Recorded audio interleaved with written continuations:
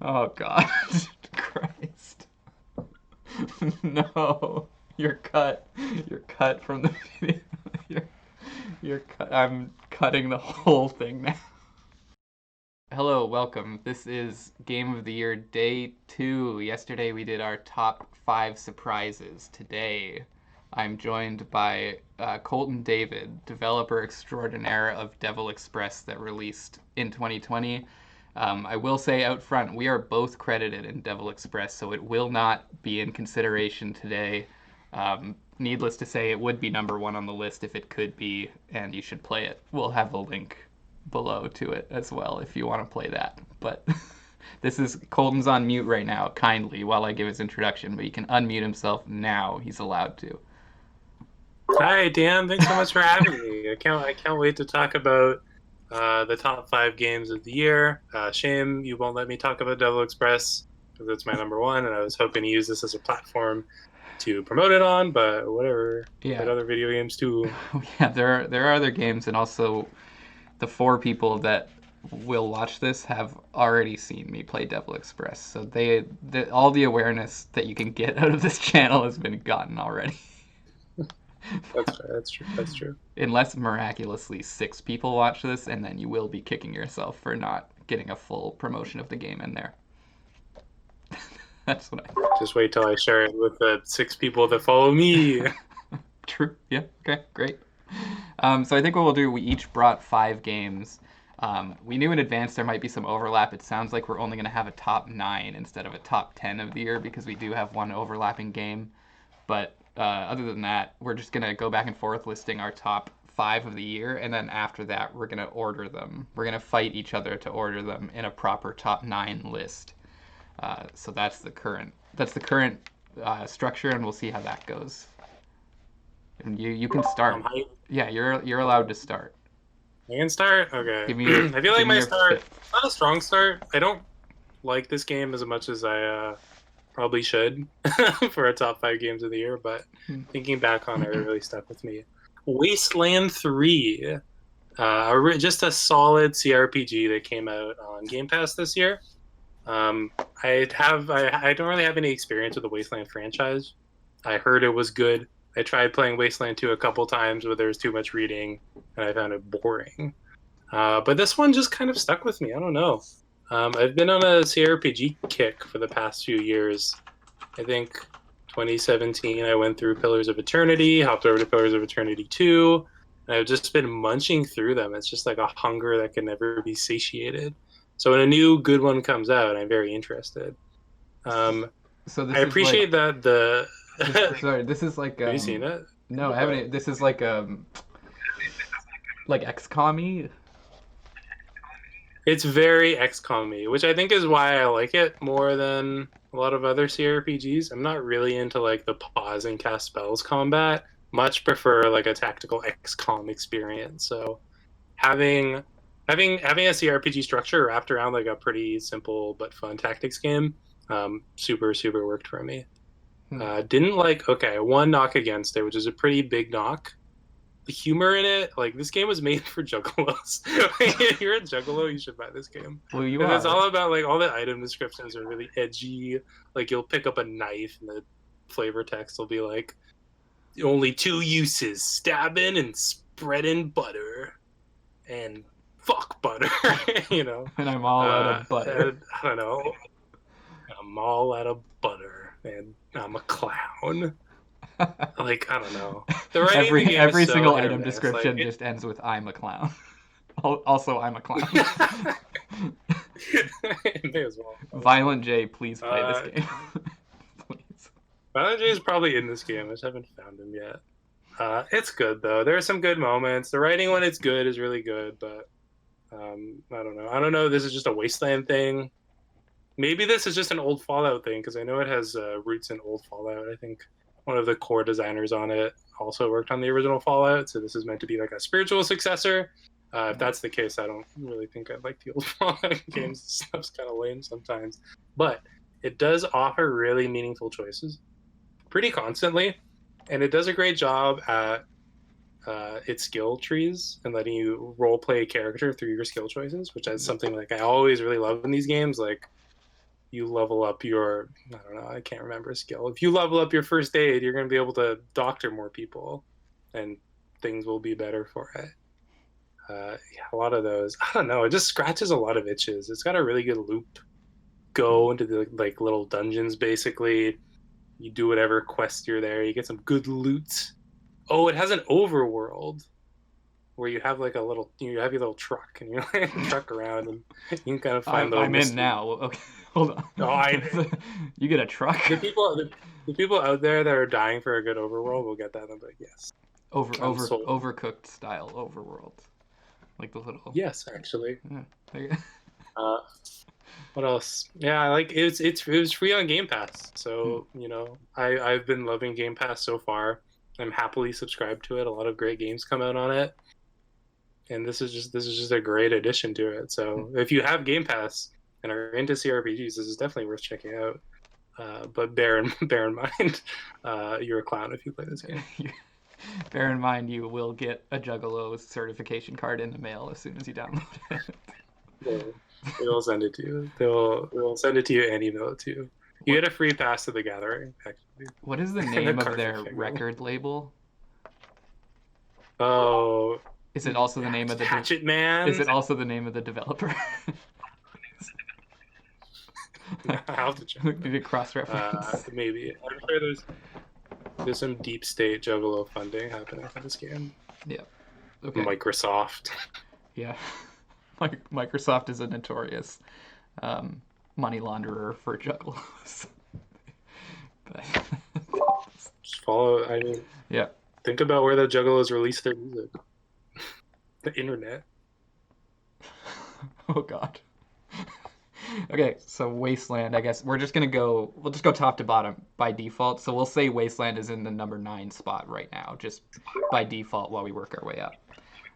So then in our number 8 spot, then we have Isle of You from me. That's my choice. It's a little bit of a symbolic choice in that I'm using it to represent like all the little indie games I played this year in a sense, whether they came out in 2020 or not. Isle of You actually did come out in 2020. And I did enjoy it probably more than a lot of the other ones I played, but I want this to be like an encompassing kind of a nomination here because it's not like it's the greatest game in the world. Like it's not super polished or anything. Like it's not incredibly tight, but it's just very fun. It's got a great vibe to it.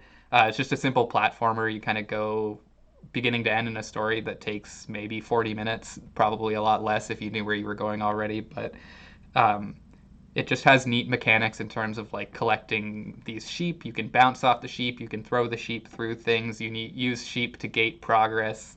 The sheep have sweaters on sometimes. The sheep also can talk to you occasionally. And you use them to traverse this kind of cool like low poly world. It's got a great art style. It's got good music. It's got fun dialogue. It's just like it's kind of like if you had. It reminds me a lot of playing like the first Spyro or something on PS1. It's just like a very nicely put together little package, and I also thought it was a good conduit to just say that there was a lot of really good like independent developed games that I played this year, and that's like a good way for me to slide in a kudos to all of them by including this. And yeah, I don't know. I think there's definitely knocks against it as well. Like, yeah, I don't know exactly how it was made, but it is a student-made game. I believe from I'm gonna regret saying this because I might be wrong, but I believe it's students from Australia or New Zealand. Are you saying that because there's a lot of sheep there, or do you know? No, I'm pretty sure I know. I Googled it, but I forget. It's not just an assumption based on the sheep content. But anyways, yeah, it's very clever. It's got fun stuff in it, and I just think it's really cool. It's also free, and I want to see. I think I mentioned it in my top surprises video yesterday, but I also just see it as a way of like I want to encourage whoever made this to like keep doing stuff. Like it's, if there's students that just put out their like final project in 2020, then they're probably looking for what to do next. And I'm just saying they're good developers to watch out for because they made something really cool that I appreciated a lot. Do you have a favorite sheep from the game? Ooh, That's a good question. They all have good pun names. I wish I had written them down. I like the sheep, the old lady sheep that is on top of the first, that is right at the first boss fight, and explains that the boss isn't angry. It isn't like mad at you. It's just hungry, so you need to feed it, and then it relaxes. That's a good sheep. That's the most relatable sheep I've ever heard of. Yeah. So that's Isle of You. Is it? Is what? Did you? Is this the game you recommended I play before this? It is Because the it was game. really cool. Yeah, it is the game I recommended you play before this. No, I should have played You it. did. You did play I bet it. it's really You sorry. must have. I'm just kind of biased against student games. As a student game developer myself, student games are garbage. But clearly, if this is going to get such a high recommendation and land a top 5 spot, that's really reassuring. That's nice to hear, actually, that people are doing things with their final projects. Not a lot of, I see a lot of final like fourth year game design bachelor projects that just kind of they don't get released for whatever reason. So it's nice to hear that one of those was successful and also Yeah. about sheep. I would have to think they maybe did like extra work on it or something. I mean, maybe you can lend to that, but like I can't imagine that you can really create like an hour-long full game beginning to end in like a semester or whatever. Yeah, you could do it. I made Devil Express in 2 months. Do it. Fair. Well, I mean, it depends how varied the mechanics in the games are, right? Like, if it looks like they had to program like 100 different systems, or if they're just iterating on one mechanic in smart ways, Yeah. it seems a little bit more Yeah, it is doable. fairly simple in that sense, and like yeah, like it's not the there's not like super dynamic animations. Like when you bounce off of the sheep, you kind of just like rise into the air or whatever. Like it's not, like I said, not the most polished thing in the world. But I just think they did a really good job of not overstaying their welcome as well, which is just like a huge problem that I have with even really huge like AAA games. It's just like they don't get when to stop. They don't get when their own mechanics and stories and stuff have worn thin. And whether that was a limitation of it being a student game and they only had so much time to make something, it worked in its favor just because it was in and out and done, and everything felt like fresh and fun for the amount of time that I played it. And then when I was done with it, I was just like, great, it's done, and it was fun. And I didn't have any like negative feelings towards being like, oh, I have to do this again or whatever. So yeah, it was a tight, good experience. I'm sold. Can't wait to check it out. Number 8 on the list, Isle of You. Yeah, play it, and then I'll just like put a one line quote from you after you're done playing it over this part of the video to, Okay, I'll send you that. to see if you agree. Okay. All right, so give me your next one. Next one. All right. Speaking of games with sheep in them, Final Fantasy 14, a game that did not come out this year. An expansion didn't even come out this year. But Final Fantasy 14 is just one of the best MMOs delivering content updates on the market right now, bar none. I probably check in once every like 4 or 5 months, maybe once a year, just to see what I've missed, catch up on the raids. And I did a little bit of that this year, and honestly, I loved my time with it.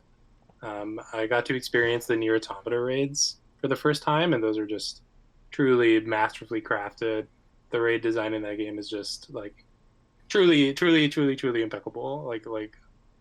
That game shines in its monster designs and its combat encounters and the mechanics it tries to force you up against.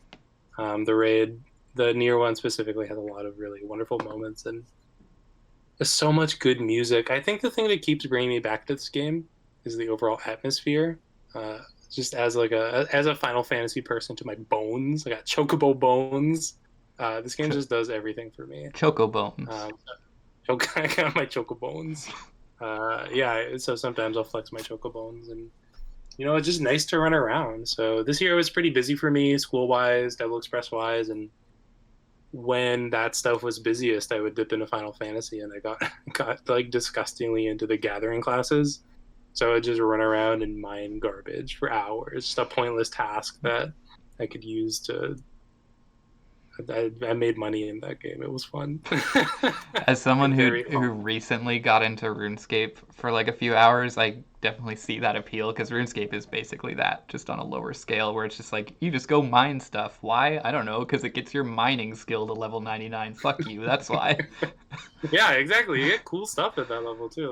Like Final Fantasy 14 is great at rewarding you for any type of progress you make in that game. So like as the big draw for me is they release these like sky steel tools, so these like special like artifact tools for gathering and crafting classes. But I thought was that's just a cool thing. You don't see legendary weapons or crafters ever. Hmm. So I spent a lot of time leveling up my mining so I could go get one of those. And I got one and I felt really good about myself. So already a game making me feel that good for uh, the stupid amount of hours I spent doing that.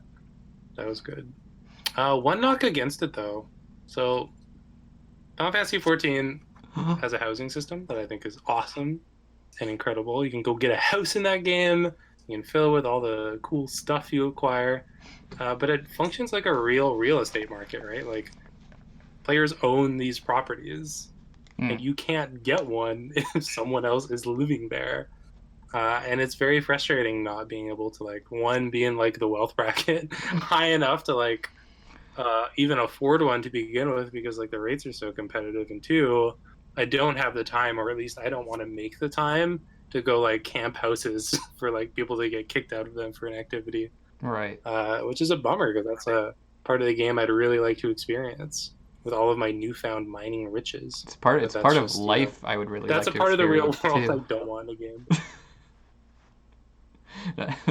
Say, Dan, could you repeat that? I just said that's the part of life I want to experience too, is being able to afford a house. That's not why. Then don't come to fantasy video games.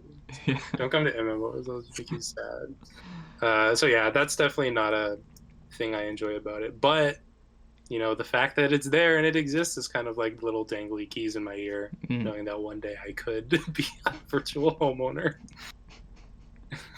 That's Final Fantasy 14, baby. Is just for me is Final Fantasy 11 was also an MMO, wasn't it? Is this like a sequel to that, or like?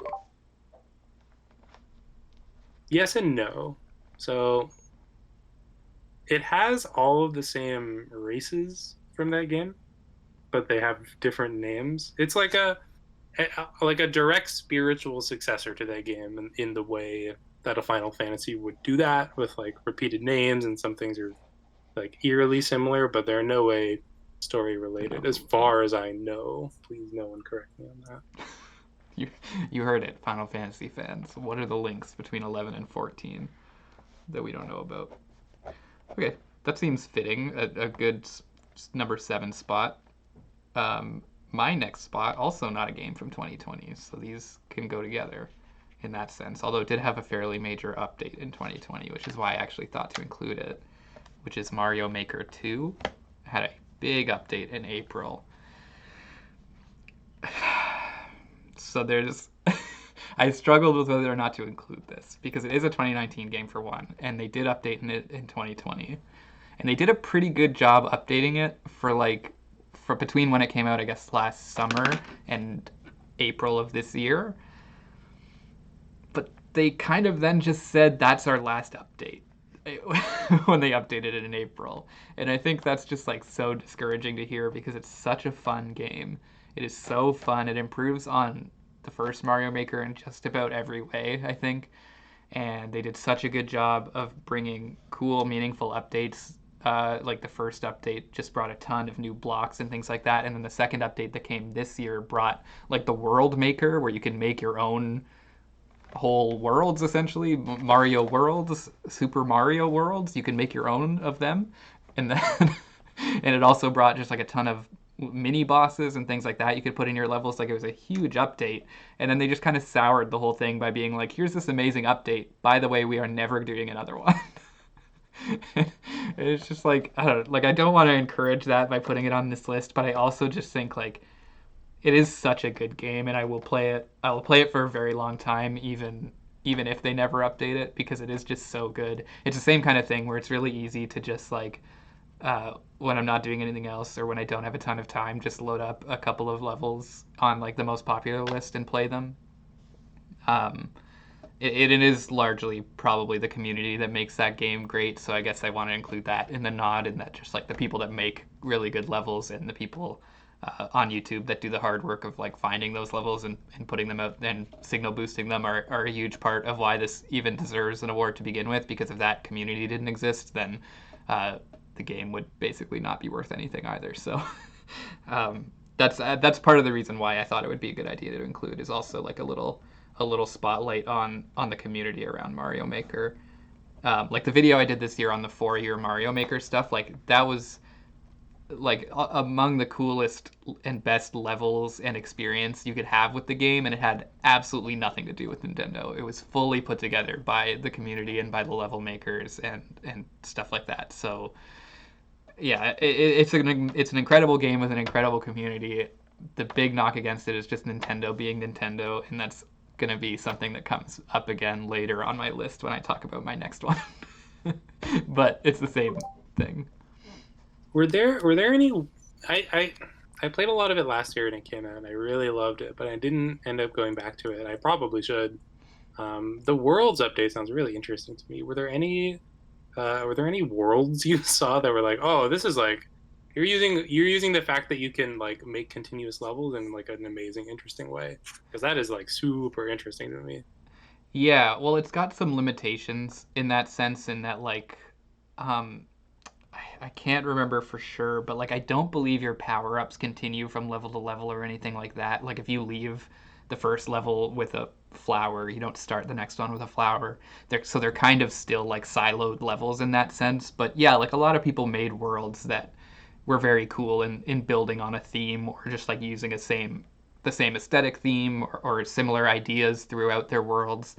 Um, I think Bufflin is the creator that made like a ton of really really good levels and has a great world as well. There was somebody I saw that made a really great like puzzle world as well, same kind of stuff. Again, like all those the creators on YouTube that play a lot of Mario Maker have done a good job cataloging that kind of stuff, and like for you, if you haven't played it, like going to for your Mario Maker and just sorting, I don't know what your skill level is, but sorting by like easy, even just playing those easy levels, like those are the best, some of the best levels that I've played in the game, like all those ones listed there. Um, but so there are definitely like, yeah, there are reasons to come back to it, even if it's not just going to be using whatever like. Oh, well, I guess they improved the filters and the search quite a bit in Mario Maker 2 over 1. Like there's popular by the week rather than just like all time and stuff like that. So you can load up like fairly good levels every week that, I mean, popular by the terms of like the people that play the game popular. So sometimes they're just like auto scrolling, auto playing levels, but it is just super good. Like I think it needs to be recognized for how much work they did put into making the sequel. But again, it's just like so sad to me that again, same thing they did with Mario Maker 1. Basically, they're just abandoning it despite having like such a strong community and so many people that play it. And it sells like I don't think it sells poorly or anything. I think it sells pretty well, but they just are kind of like I don't know, whatever. Bye. Like that sucks. But Damn Nintendo. That's like such a Nintendo ass thing. It's so frustrating, you know? Like it seems like with Mario Maker they have like ostensibly like the perfect game of all time, right? Like hmm. Mario, a perfect platformer. The human people, eventually the greatest Mario level makers of all time. You know, it really is a shame that they're not capitalizing on that. And I know this has been spoken about often and a lot, but it's never not a bummer to be reminded of like how much potential is there. But I'm Yeah. gonna go back and play it. You hyped me up, so I'm gonna go see some worlds. Yeah, like I've seen so many people talk about like they could just make Mario Maker 2 like free, like a free base install on the Switch.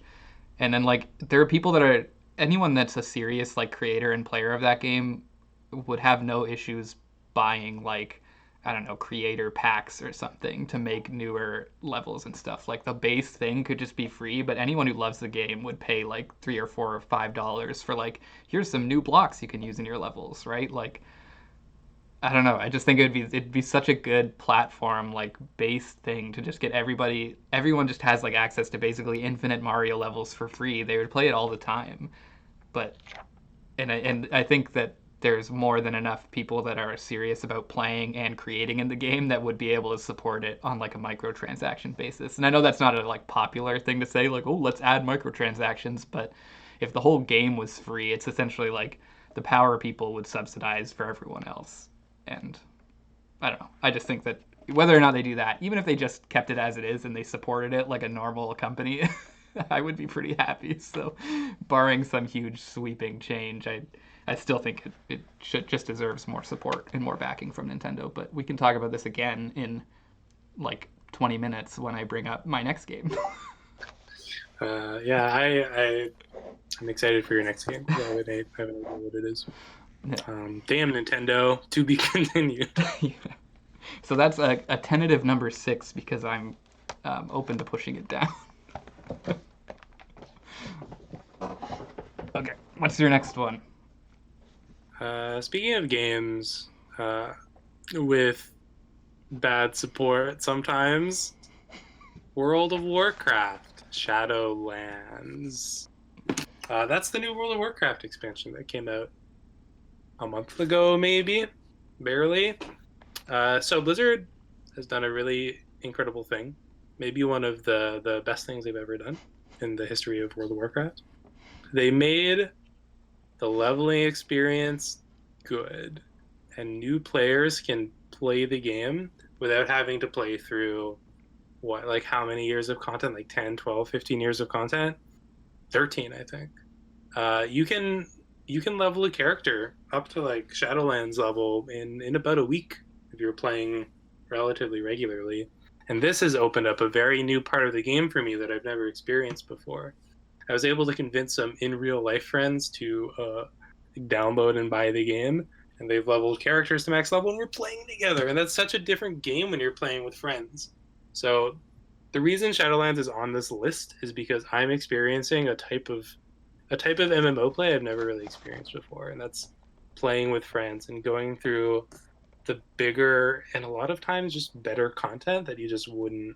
At least I never wanted to do with like pickup groups or find a guild full of stranger dangers. I can play with like real people I know how to talk to, and that's made the game a lot better for me.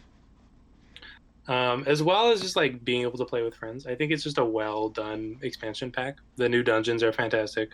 The Blizzard art team continues to flex. All the new zones are beautiful.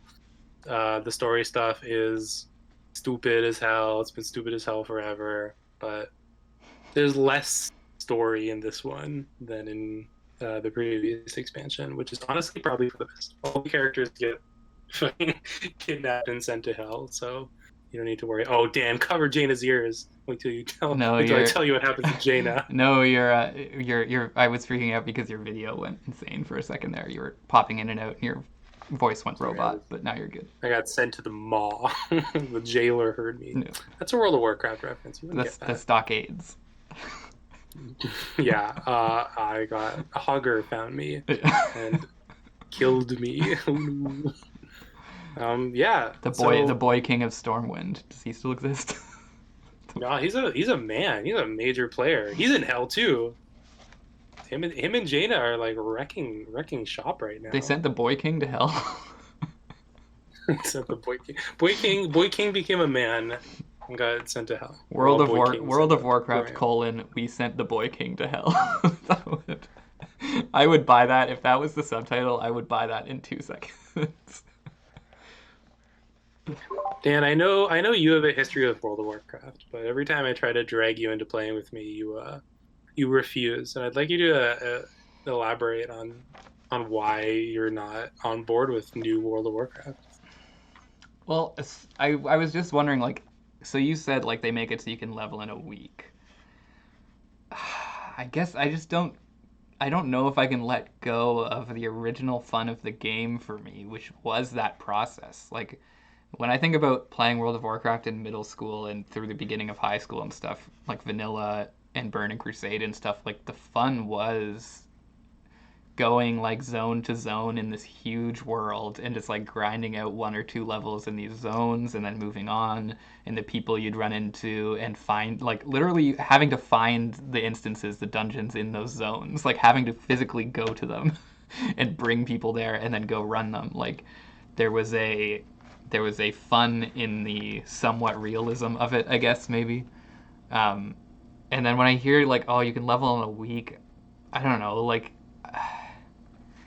does it lose that? Like, it just sounds like it's a different game. Like the philosophy of the game just sounds like it's completely different now, and I worry that that wouldn't appeal to me anymore, because then like part of what I loved was the grind of it. Like, and I did do end game raiding. Like I used to do Molten Core and Onyxia, Blackwing Lair. Like those were the ones that I ran a lot, and that was a lot of fun too. But they had a similar philosophy in that it was basically just a big grind. Like that was a 5-6 hour dungeon with 39 other people.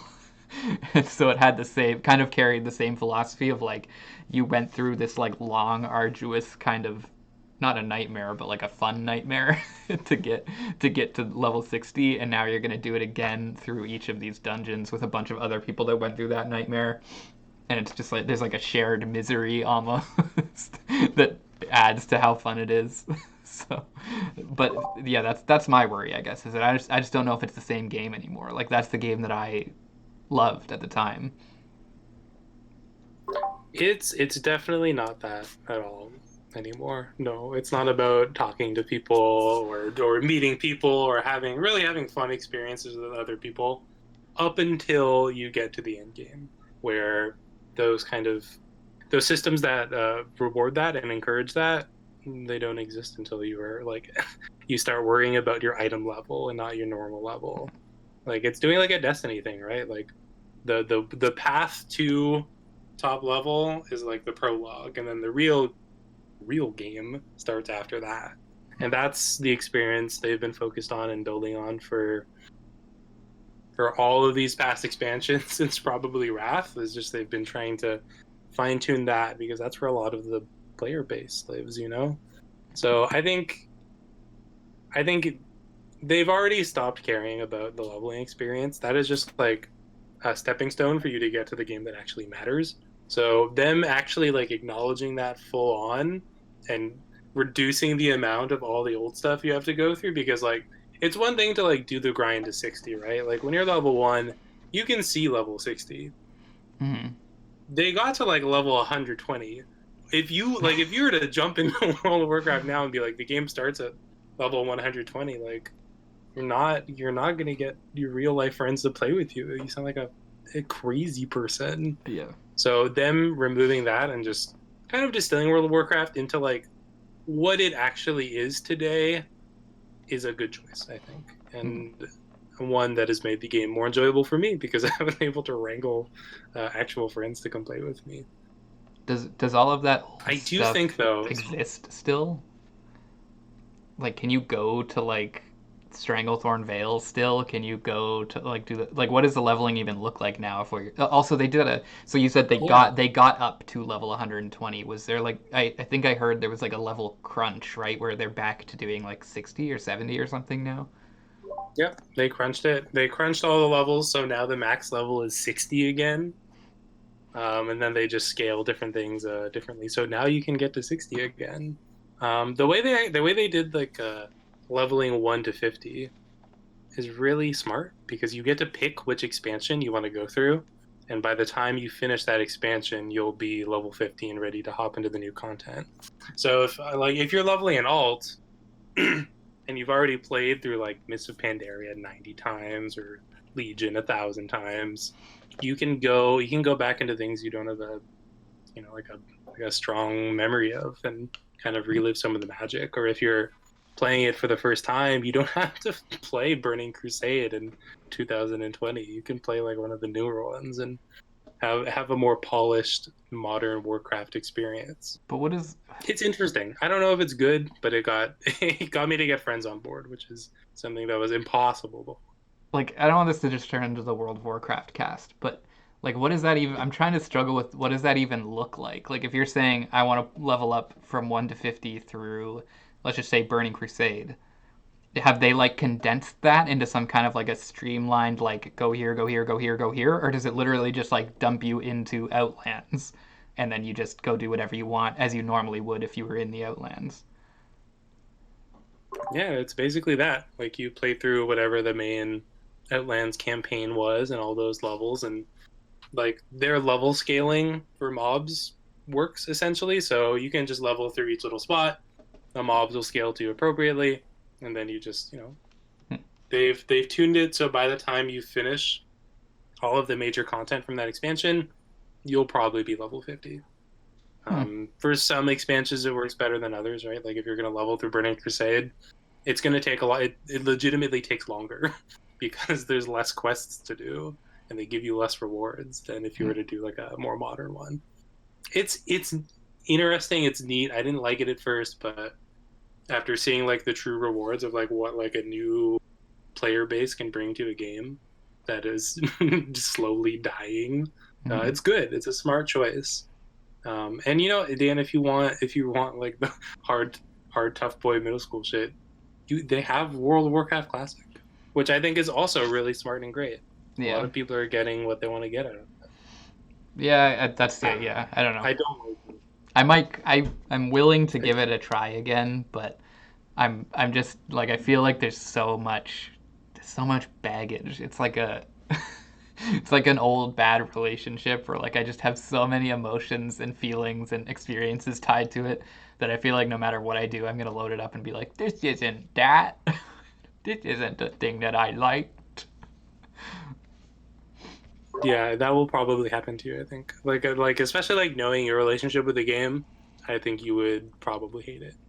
But I think it's good for the game overall, the direction they're going. But I don't know, man. Like I've been playing like I started playing in Burning Crusade. There's a part of me that's really like sad at where it's gone, but I've also kept up with the game for every expansion, so it's been interesting seeing how they've tweaked and changed as they've moved along. But I don't. We've talked enough about World of Warcraft. Yeah. It's good. It's good. It's a good expansion pack, and I'm enjoying playing with real people. Yeah. Okay. I might give it a try, at least on the free trial Do it! basis. Oh my god, let's go!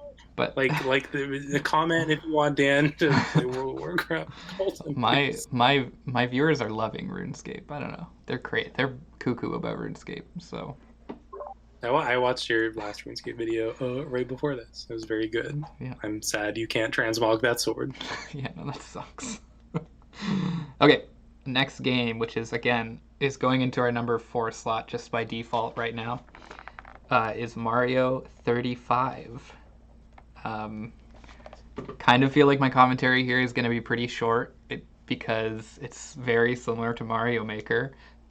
Not similar in game, but similar in what my criticisms are. And we just talked about World of Warcraft for so long that we could probably do with a shorter one now. So Mario 35 is essentially Battle Royale Mario Brothers, so the first Mario game, but done in a Battle Royale style. You play against 34 other people, so a total of 35, the titular 35. And you essentially just battle. Every monster you kill sort of gets rotated to somebody else. You're battling against your own clock as well as not dying. And having coins has like a roulette wheel that you can spin for a certain amount of coins that will kind of keep you alive. It'll give you a power up or clear your screen, whatever. So it is a lot of fun because it's a way that I had definitely never played or thought about Mario before. It's very different in that sense, and it feels good. They did a good job. There's no lag. It's not like Mario Maker 2 multiplayer. There's no, there's no like god awful peer to peer lag. It's just very very fun. There isn't a ton there. I wish they had done more in terms of like variants, variations, adding like fresh things to it because it is kind of like you play so much 1-1 and so much 1-2. And even with the added layer of like having like you could have like 50 bloopers show up in your 1-1 because somebody else is playing a water level right now and sending bloopers to you. Like there is variation in that sense, but it still is a lot of 1-1. Um, so they did do special modes that are available every weekend. I think maybe not even every weekend, but on weekends, where you'll start instead of starting at 1-1, you'll start at like 5-1 or whatever, and then that means that right off the bat you're getting like Lakitus and Hammer Bros and tons of tough enemies thrown at you right out of the gate. That's fun, but again, it is just kind of like it's a very surface level change to the game. It's not very meaningful. Like I'd love to see them mess around with like a team battles or co-op or like I don't know. I feel like there's a ton of different ways they could mess around with it, like a King of the Hill style where like one person starts at like 5-1 with a ton of coins and a bunch of flowers, and the other 34 people are all sending things to that person. Like I don't know, just weird things like that.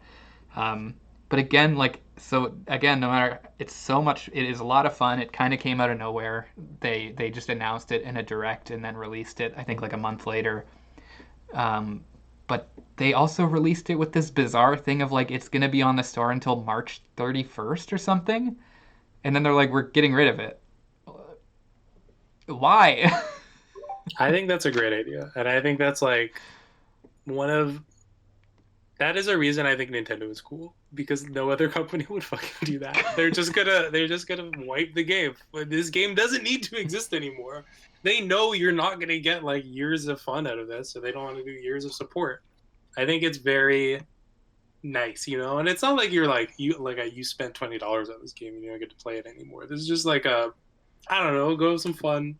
Yeah, I mean, I We're guess not too concerned about this. yeah, like it's free with your Nintendo Online or whatever if you have that, I guess. But I mean, if you're someone that bought Nintendo Online specifically to play that game, which I could definitely see people doing, it might be a little annoying that you're not even going to get your full year of your online to play it.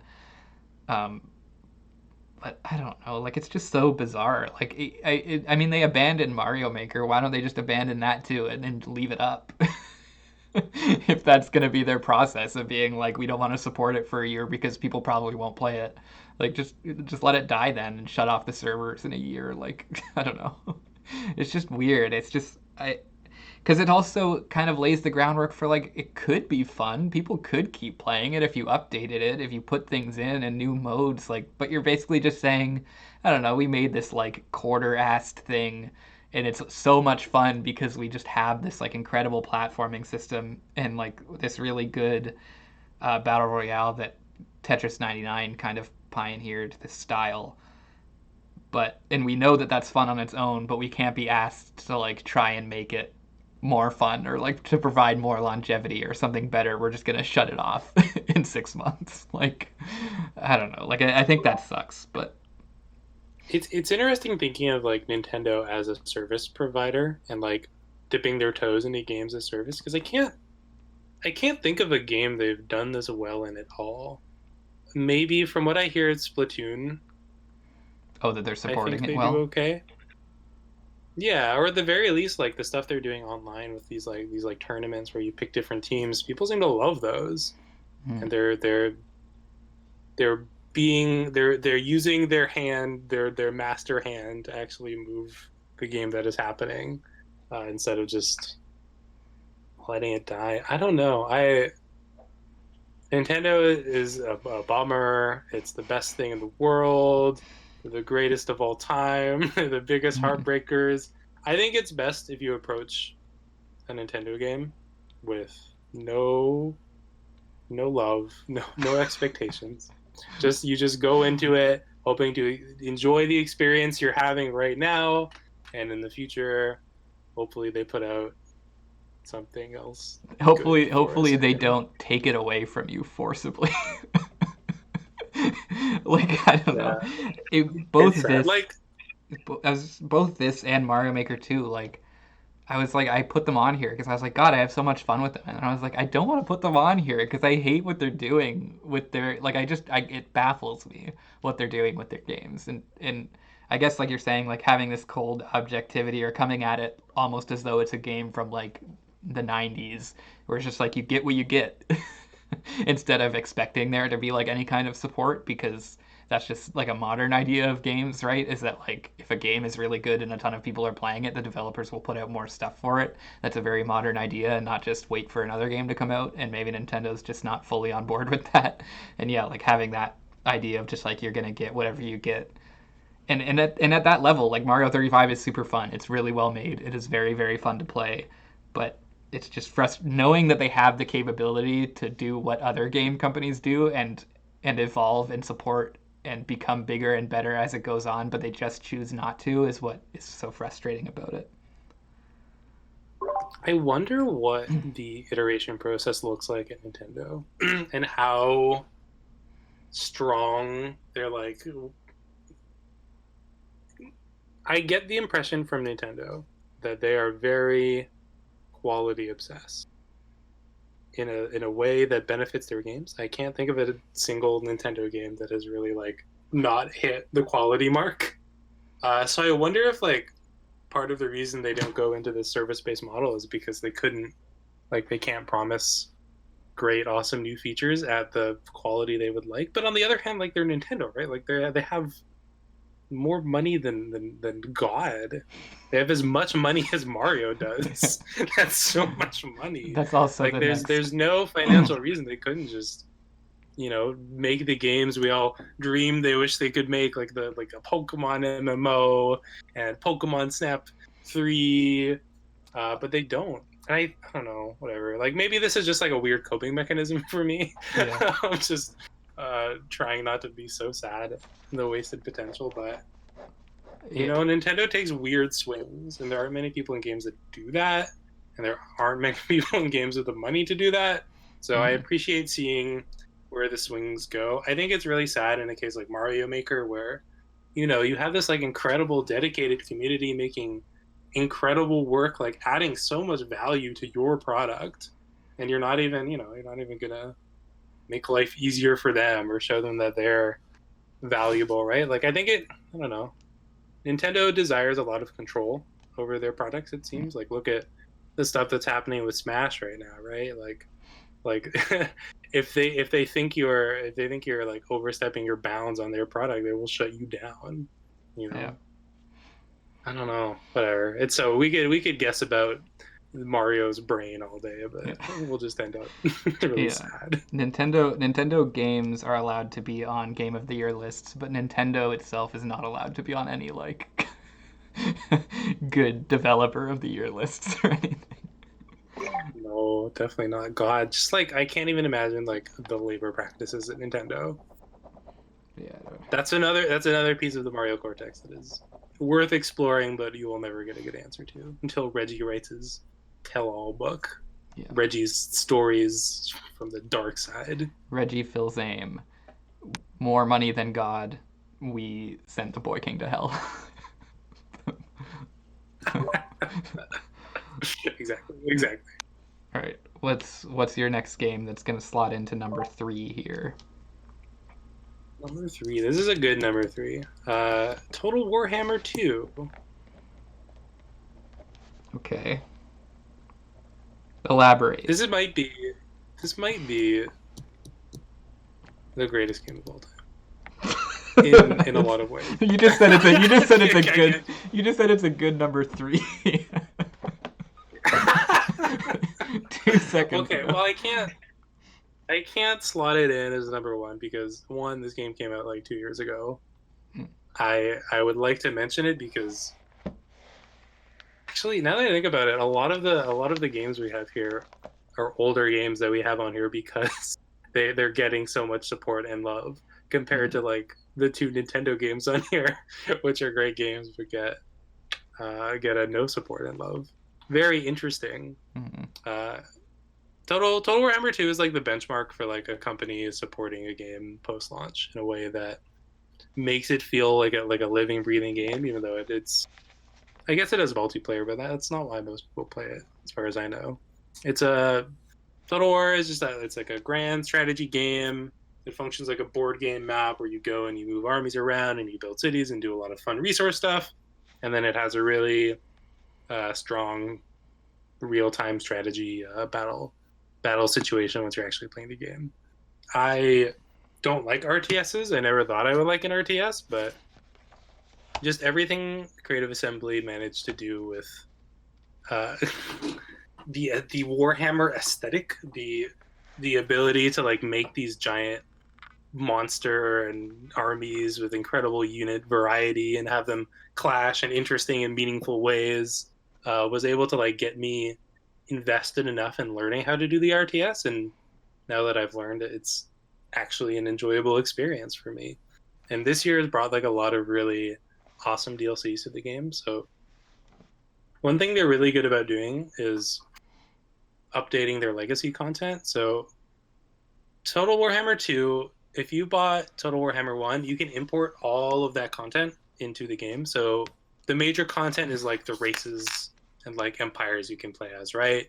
So like humans from the Empire will play very differently from dwarves, from orcs, from vampires. They play very, very differently and have totally different units. Um, they've been hitting a stride recently with their new DLCs, where they'll introduce a new lord to a faction, and these lords will have specialty mechanics. Um, these mechanics have been getting like pretty complicated and pretty fun in a way that has made the older races feel stale. Like it's from like almost feels like it's from like 20 years ago. So they've been doing free updates for these old races. So the orcs, who were like notoriously one of like the least fun races to play, got a massive rehaul update where you're actually able to play this old content again, and introduces a new lore to make it really, really, really, really fun. Yeah, I don't know. There's just no game like this that scratches this like level of like fantasy strategy itch, where you can, you can make an army of like full of rats with Gatling guns and like send them against like an army full of pirate ship mechs. Like no game is able to do that. I don't know. I mostly just want to shout out how great Creative Assembly has been at supporting this game and making me want to come back to it, and showing that there's like it's in a very good place for when Warhammer 3 comes out. And I'm just, I don't know, just a game that makes you feel good when a developer treats it right and you like the content. Am I right? Am I right? Gamers exactly. love good content. The exact opposite of what we were just talking about. Like, you can guarantee Mario 35 will not be on any lists next year. or a year's. No. Total Warhammer 2, that's a 2017 game. So, yeah. Yeah, they've been adding like 3 to 4 major updates every single year at least. It's kind of incredible. And even if you're not necessarily a RTS person, if you like strategy games, if you like Civ, it's kind of worth looking into, especially if you're looking something for more like a fantasy bent. Like if that scratches any weird itch for you at all, like don't sleep on this game. I don't hear anybody talking about it. Maybe because it's a Warhammer game, maybe because it's a Total War game, but I don't know. This game just it awakened something new in me. I can't thank it enough for that. Sounds like a good number 3. You're right. Best game of all time, easily. I'm gonna skip my number 2 because I know that it's your last game, right? You only have one more game on your list. Yes. Got one more game. Yeah. So yeah, we just jump into that now. I'll skip that one because I have another game, and it's gonna be weird if I do your last game now because this is my number 2 game. So we'll skip my number 2, and I'll let you explain it as your number 1. But so my number 1 is Fall Guys. That's what I have there right now, and that is just a fantastic game. Just a very complete package. It was it had some it launched with some server issues as I understand it, but I didn't pick it up right away, so that never really affected me. So I've essentially had nothing but a positive experience with it. It's like where my actual like good fun entry point into battle royales has been, because I used to try stuff like PlayerUnknown's Battlegrounds. I gave Fortnite a try and stuff, and like those are fun. The concept is really fun, but I'm not somebody that can or wants to dedicate the time to be like your, sniper god of Fortnite, building god. Like, I don't want to understand that stuff. I don't want to have to take that much time to learn this game with such an incredibly high difficulty curve and skill ceiling. So Fall Guys just is like not a shooter and is a battle royale, which is so much fun and so much more cool to get into for me. The skill ceiling is still really high. There's a lot there. If you want to be somebody that's like constantly winning crowns, you kind of have to like know the routes and be able to execute on certain like somewhat advanced techniques. But just like the aesthetic of it is so fun. I love the beans. I love dressing them up. The physics is goofy. The grabbing is goofy. Like it's just all around a feel good game. The music is really really good. Um, and just in general, like I feel like that's fairly unique for a battle royale because they're almost always tied to like grim, like serious stuff. I know saying that Fortnite is like the most popular battle royale and it is not really grim or anything like that at all, but it is still like a military shooter gun bang grenade game, which is not Fall Guys, and that's what I'm getting at. So it's hooked me a lot in that sense. And things go really quick too. Like even in a Fortnite, you're talking about like 30, 45, 50-minute games a lot of the time. If you go to the end, where Fall Guys, you can get to the end in 20 minutes sometimes, depending on how the rounds go. And the other thing that is huge bonus in my life is that it does not require any audio cues. So as much as I love the music and stuff like that, I can also play that game on mute and like listen to podcasts or listen to music, and like that is just so good. That is such a huge bonus. And the multiplayer is fantastic also. Just it's been my top experience this year for just jumping in with other people and yelling at each other and falling off of things and grabbing each other and pushing each other off of platforms. Like it's just super lends itself to that in a really fun way. And it's my number one this year. That's the best, my best game of the year. How many hours did you put into Fall Guys? Because I see you playing it all the time. It blows my mind. I have. Oh God, I've ruined the video by doing this. I have 131 hours in the game. Um, and that is prior to the release. So season 3 comes out tomorrow morning or tonight, I guess, midnight tonight. So that's 131 hours prior to season 3, which means I'm almost guaranteed to, at minimum, land around 150 hours because I'll do the full reward track and everything for the new season. And that's another. They've done a pretty good job of keeping up with it in their updates. Like the new seasons have all been pretty good. The second season was a little underwhelming depending on who you talk to because they released 4 new games, but 2 of them were kind of just reskins of existing games. Like one of them was the egg game again, but like with drawbridges and bigger pits, and then the other one was like the hoop game, except you play alone instead of in a team. But the new like race, anytime they add like new races, like just point A to point B race running to the game, it's just so much fun. Like I never get tired of that stuff. So yeah, the support has been pretty good too, I think overall. And it's been coming out at a good pace. Would you say like do you hit a point in between seasons where you're just kind of done with the content? Because like that's how I got with season 1. Is I was just kind of like I saw everything, I got a little bit better, and I didn't want to get back to it. Is like so are they adding enough content fast enough to satisfy its number one fan? Yeah, I think so. I think they could do more on that front for sure because I kind of got that way towards the end of season 1 as well, but weirdly that didn't happen at all in season 2, and I think it's because they added more variants to the existing games. So they do variants in kind of a smart way in that like in season 1 you would do a race, and at the end of that race, every single time there was like big swinging pendulums that could knock you over. But then in season 2, at some point, they added an update that made it so that like, okay, now instead of swinging pendulums, there's like mallets, or there's just like a slidey pit or whatever. Like they've added, or a seesaw. Like they've added things that change up all of the races a little bit between every time you do it. Um, and I think they could do a lot more of that probably and have it still not go too crazy. Like I kind of wish they had almost the whole track, like the whole track could kind of be randomized in that sense, because there is still like only certain points that you'll see those variations in each map. But that being added has been enough for me to not really get super tired of it the way that I did with season one. Because yeah, towards the end of season one, I kind of fell off in the same way, and then even at the beginning of season two, because like I was one of those people that was like they kind of really only added two new games, but um, I had a bit of a break from it between the end of season one and then like the midpoint of season two when I really got back into it again with the mid season update that they did and with all those new variants added and stuff like that. And I've been playing it, yeah, almost every day since then. I'll play at least one or two rounds.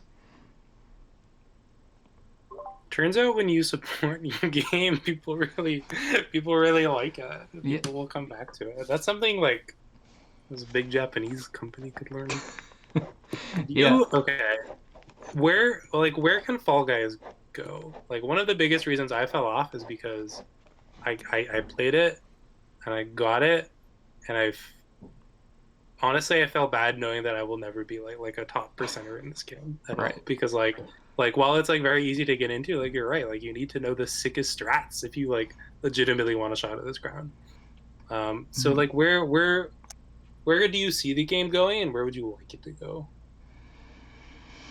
I don't know that it has.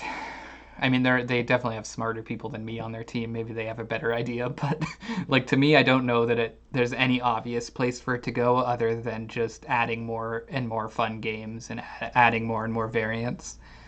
I'm pretty good at it, but I'm also not really like one of those top people. I can win like one game a day if I play for an hour or so.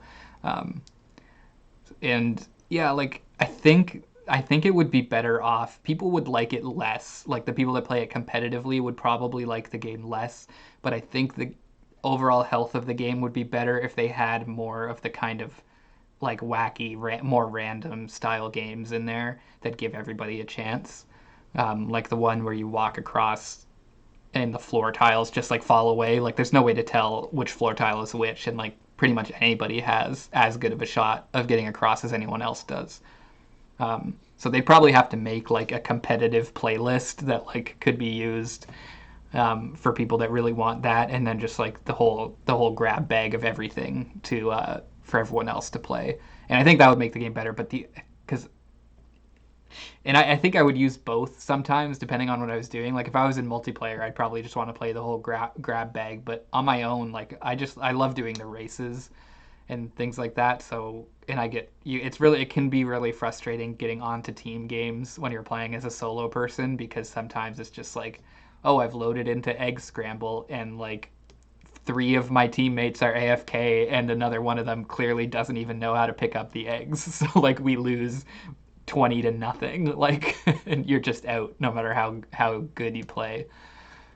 So I think they if they somehow are able to stream in two different directions into kind of like a competitive playlist and then kind of just like the have fun and goof around playlist while maintaining kind of a player base, I think that would be where I would want it to go next. Um, because yeah, it really does depend on my mood when I'm playing it, and sometimes I'll play it and just have a really bad time if I'm just getting served like constant team games and I'm just getting smacked out because of really awful teammates or just a really good other team. Um, so I don't know, but it's the game I keep coming back to this year and that I've played the most of by far with 130 hours. And I just think they have such a good base platform and they've done such a good job of continuing to build on that. And I'm excited to see what that means tomorrow because I'm going to be going through an exciting 1 day turnaround tomorrow. I'm gonna in the morning record the new season for a video and then post the next day. So that'll be fun. Let's hear it for Fall Guys. It's a huge achievement. That game came out of nowhere and became the game. And yeah, I think that's entirely earned. Like that game's fun as hell. Yeah, Obstacle courses are really fun.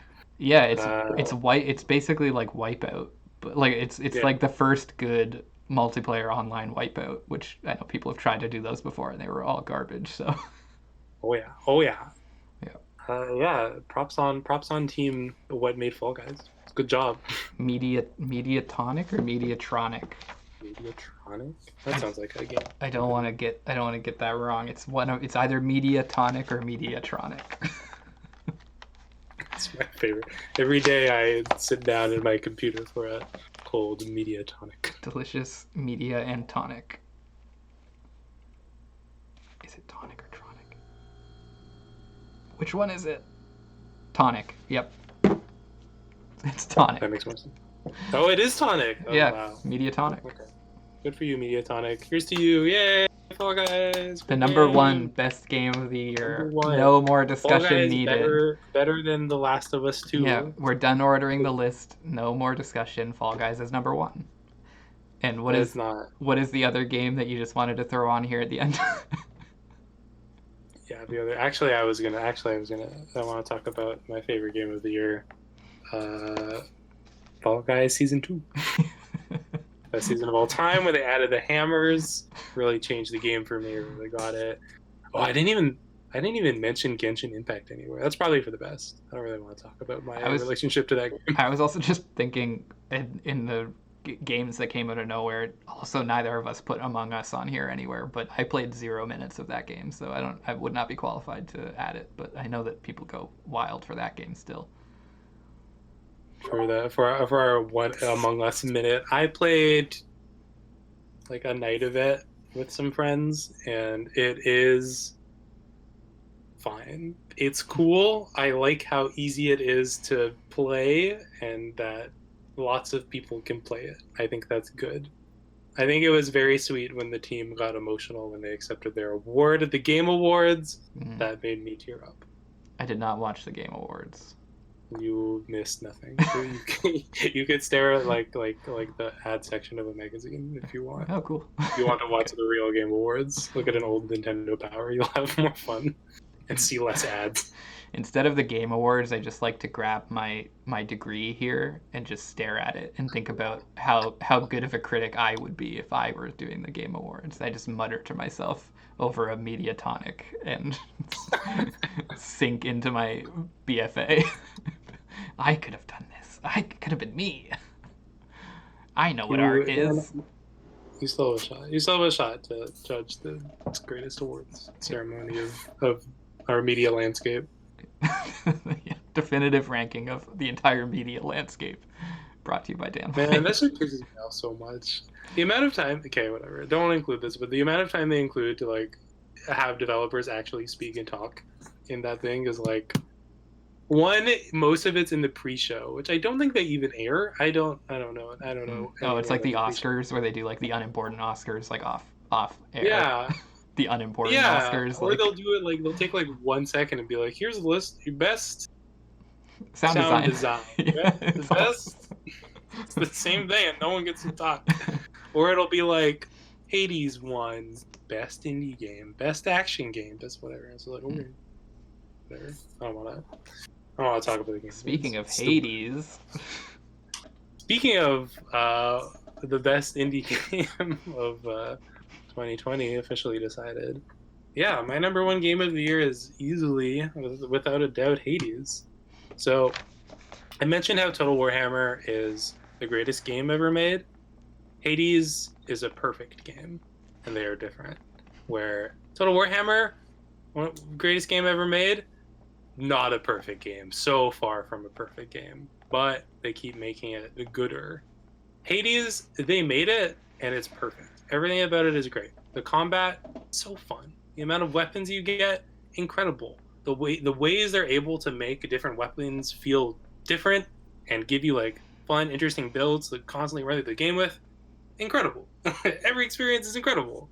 The loop, just the general loop of that game of like going for a run, getting really tough or not tough, dying, coming back.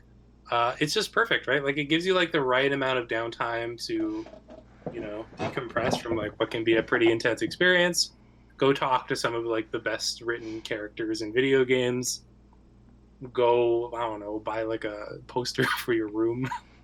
Yeah, I don't know. It's just everything about that game is perfect. Dan, name one thing about that game that isn't perfect. I give you 3 seconds. 1, 2. Well, okay, you can't do it. It's a perfect game. Yeah, it's immensely polished. It is. It's immensely the game is in harmony with all of its aspects, like perfectly, for sure. Yes, it knows it. It feels like it knows what it wants to be, and it knows how to be it. I was gonna ask, so like one of the things that I talked about this a little bit in my top surprises of the year or whatever. I didn't play Transistor or Bastion. I understand they're similar styles of game. Is there like a through line? Can you see how they got to this point? Are those games just like less good versions of this one, or are they completely different things? so Supergiant, they do have a through line in a lot of their mechanics. Where, let me try to remember quickly, Dan. What is the word where like you build on something and it grows exponentially? No, I know the word. Iterative. Close. So like the thing that like keeps these games like together is the modularity of all of their combat systems. Where in all of these games they're pretty different games. Bastion's probably the closest to Hades, but you'll get little things that you can use to like upgrade or modify weapons or moves or things you do in the game in small ways. And then these modular things usually play off of each other. And I know Transistor went all the way and like having like a super modular combat system. Transistor never really landed with me. I think my brain was too small to like really appreciate what it was asking of me to do. I think Bastion kind of didn't push it far enough because it was such an early game, where Hades just feels like the perfect amount of modularity, where you are constantly forced or encouraged to play new builds and given interesting tools to make those work in a way. Yeah, it just feels like the peak of like that super giant style. I would say it is like a hard to quantify style, but it comes down to like modifying the abilities you have to like create really interesting gameplay experiences that you kind of have a pretty strong hand in building yourself. Mm-hmm. Yeah, I find. I mean, I haven't even completed a run yet. Like, I haven't beaten it. I guess, like, gotten out. I don't know what quantifies beating it, but I find that like there's if I guess if there's anything, and it's probably just a me thing more than necessarily design, but like I find that at least at this point when I'm just trying to like finish a run for the first time, I'm very much um, trying to do the exact same build every time, more or less, because I'm figuring out like how to actually be effective and beat bosses and stuff. And it's like I don't want to have to go to this boss I haven't beat yet with a weapon I've never used. Like I want to be there with the same weapon and the same, roughly the same augmentations and all that stuff on it, because I want to know how it's going to go on my end, at least to have that consistency. So there is a like I think I could see myself expanding once I actually get through it once. Like there's so much replayability, and that like you're right. Like there's a lot of, I mean I've unlocked 5 weapons, I think. I don't know if there's more, but there's so many different things to change each of those weapons and change your style of play between which types of attacks you use and all that kind of stuff. Like I can see myself delving into that later, but in the first run throughs, at least for me, it's been the frustration I've had with it has been like sometimes I'll be like, oh, I've just gotten a bunch of bad upgrades this time, and like I know I'm not going to be able to beat this boss because I've never beat this boss before. Even when I had like my perfect ideal build, I wasn't able to do it. So how am I going to do it when like my cast gives like a drunk effect or whatever? Like I don't even touch my cast button. Like having that epic ability that makes my cast make them drunk isn't going to do anything for me unless I like severely relearn how I've been playing the game in time for this boss. That's probably my only like hit, and it's not even really a hit against it. It's just I think it's just the natural way that people are gonna, or that I'm gonna play it, at least on my first time through, like of actually trying to win before discovering the other aspects of it. It's interesting. I feel like I definitely had that mindset coming into it. Where like the first weapon that I really got a good build with was the shield. I was like, Mm-hmm. oh, this is perfect. Everything Yeah. about this is perfect. If I do a Zeus build on this with a hammer, I am the god ascendant, king of the castle. But then I had enough like runs with the shield where like I don't know, like I just had a lot of shitty runs. I was like, I would like to try something else. No, do you know what did it for me? This is one of the smarter systems, or not even a system, like a small little mechanic where they'll give one of the weapons like a shadow crystal buff every Mm-hmm. single loop you go through. And the buff is like pretty significant. And early on in the game where like those crystals really, really matter, I I wanted those crystals more than I wanted to keep using the shield because I knew like a lot of those upgrades, like those really, really help Mm-hmm. in every situation. So I opted to lean into that and follow that, and it had me trying out a lot of weapons. And most like most weapons I tried for the first time never clicked. I was just like, okay, this is cool, but I don't really get it. And then eventually, you just make a build, and then you have this beautiful moment of brilliance where you're like, oh, this is the spear. Right. This is how you can use this. It can Right. backstab when you call it back after you throw it. Yeah. That's a lot. You can do a lot of damage with that.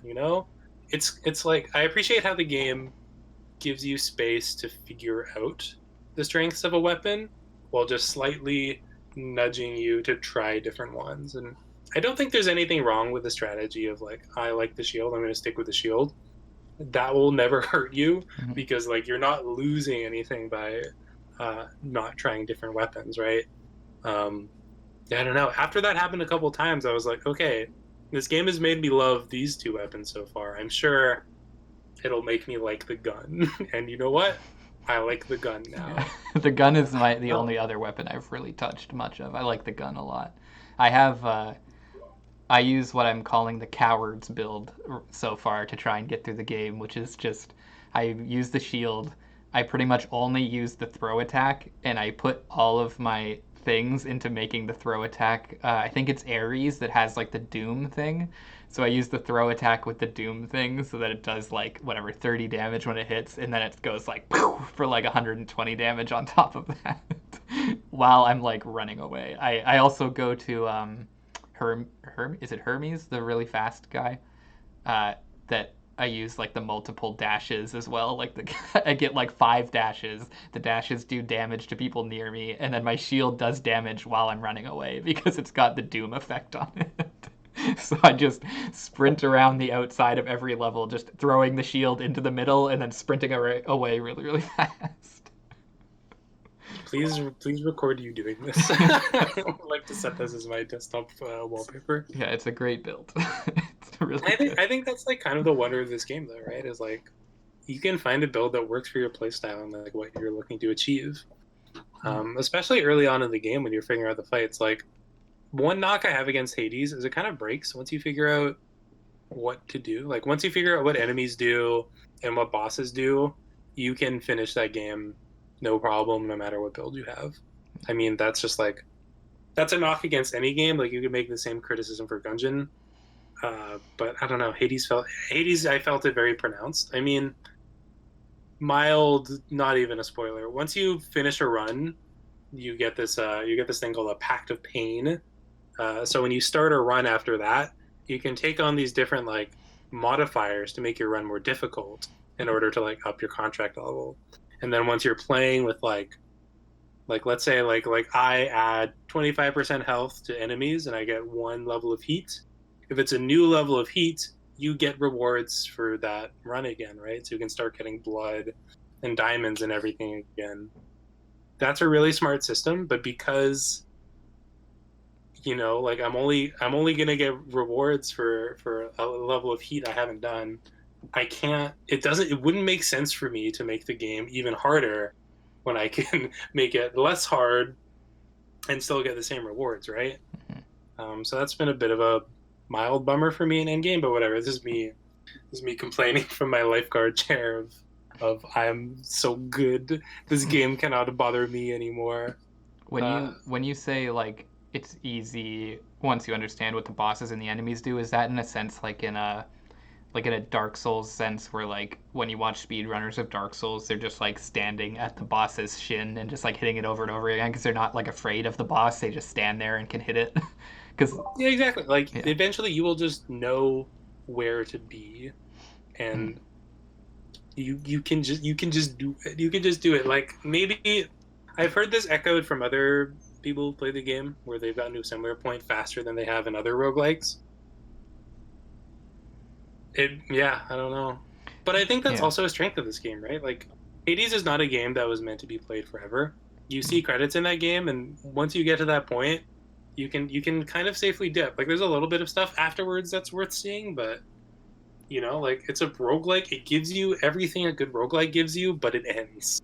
And Right. for most people, you'll never get to the end of a roguelike. And I think making roguelikes a thing that making roguelikes and visual novels more appealing to everybody at large, I think is a real monumental achievement. And I don't know. It's a perfect game. What do you want me to say? You can't say Yeah. it's not. I referenced it a little bit, and it's also on my list of big surprises for the year. And I talked briefly about the like year and a bit that we spent playing Binding of Isaac, um, in that it's like that game is kind of like what you're talking about. It was a big plus for the game in that like it always felt like there was somewhere else for you to go. There was always another level. There was always another ending. There was always another whatever. But that was also part of what just eventually had me get fatigued of it, where it's just like I spent so much time getting to like beat the devil or whatever, and now you're telling me there's like another level. Like I'm just never gonna be good enough to do that. Like I'm never gonna get to that ending unless I just have like this miraculous run where I get all the best upgrades, right? So that was yeah, because that's part of the thing I wish that game just had like a credits roll like worthy place that I could feel good about finishing instead of just like constantly lumping on harder and harder things that I was basically never going to be able to achieve. I agree. Like I didn't think it was a strength at first. Like when I hit credits, I got kind of sad because I just love the game so much. I want to keep playing, and I want, to keep finding fun in the system because it's a really fun system that has like way more hours of enjoyment after the tutorial. But I don't know. I haven't gone back to it in a few months, and maybe I will. I really, really hope that game gets DLC because like that game is built around modularity, right? So adding more moving pieces to it and a couple more environments, a few more secrets. I don't know. I like of all the games I would love to see as a platform, this is probably number one. But I don't know, in a way that maybe that dampens the experience of it being able to be completed and wrapped up. I don't know. Either way, perfect game. If they make more, I'm sure that'll be perfect too. Yeah. Thank you, Hades. Thank you, Supergiant. Best, not the best game of all time, but a perfect game. All right, so let's go. I think for a lot of this it'll go pretty quickly, but let's try and order these 1 to 9 now. As it stands, we have just going, chronological order. We have Wasteland 3 in the 9th spot. We have Isle of U in the 8th spot.